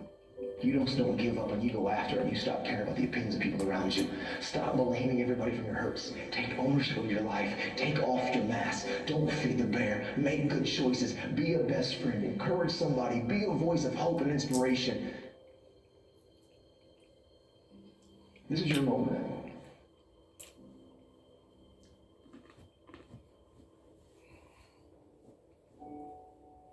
The simple thing is this. See, if your joy, your sadness, your happiness, your misery is determined by something or somebody around you, the chances of you being joyful in your life is remote. For every one of you, your life is precious, isn't it? It's a precious life. If something is precious, where do you want to invest this life? Into what do you want to invest this precious life? If this is a worthless life, throw it somewhere. If this is a precious life, what do you want to invest this life into? If you look at it this way, you will find something truly worthwhile to do. If you think in terms of how to earn a living, how to get this kind of thing, that kind of thing, then you will do something silly that you will regret for the rest of your life. Most people are a regret. That's why they're going around joylessly, because they're not doing what they want to do. They are not creating what really matters to them. They're doing something for a living. Earning a living is not a big deal for a human being. Every creature, every worm, insect, bird, animal is earning their living, isn't it so? With such a big brain, what is the big deal about earning a living? See, your ability to do things is not because you want to do things. I want to do something is my desire. Desire is just an intention. An intention won't make things happen. An intention will only set direction. Still you have to make the journey. We become too goal-oriented. Goal-oriented means we are interested in the consequence, but we are not interested in the process.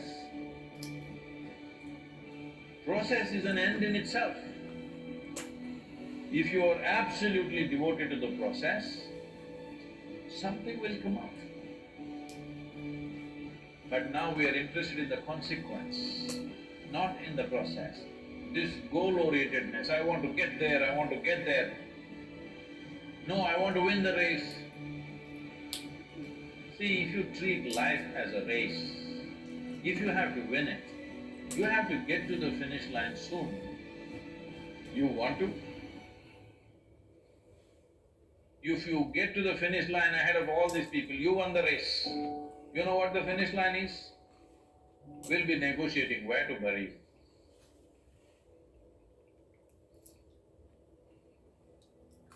If you go outside in the garden and try to catch an ant, who is born here, who's grown up here, and probably he'll die here. If you try to catch him, he'll say, okay, crush me if you want. Is it so? He'll do everything to protect himself. He values his life, isn't it? Very much so. Tiny little creature that we may not even notice. We may step on him without even seeing him, unfortunately. But he values his life immensely. Does he or no? He's got spark. But you, a human being, at least on this planet, you're the peak of evolution, physiologically at least. What the most evolved creature on the planet means is, It has the most complex neurological system and it has the highest level of cerebral capability. That means you can think, you can remember, you have memory.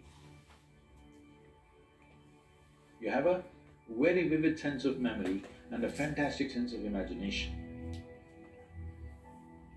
An ant doesn't have such a vivid sense of memory, nor does he have any great imagination. He has some. But he has a presence of mind about the life that he is living. Hey guys, it's Gordon here from Motivation to Study, and I wanted to take a second to give a shout out to our great friends at Audible for partnering with us on this video. Personally, I can never find the time to read as much as I'd like to, and Audible is a great way to stay informed, inspired, and entertained in the shortest time possible. With Audible, you can get pretty much any book in any genre and listen to it anywhere you are, as it has the world's largest selection of audiobooks and audio entertainment, including Audible Originals, which are stories created exclusively for audio, including documentaries, exclusive audiobooks, and scripted shows that you can't hear anywhere else. You can listen at the gym, while shopping, or in the car, as it's hands down the most convenient way for me and the team at Motivation to Study to learn. So start listening with an Audible membership today. And to get started, you're going to get a free 30-day trial, where you receive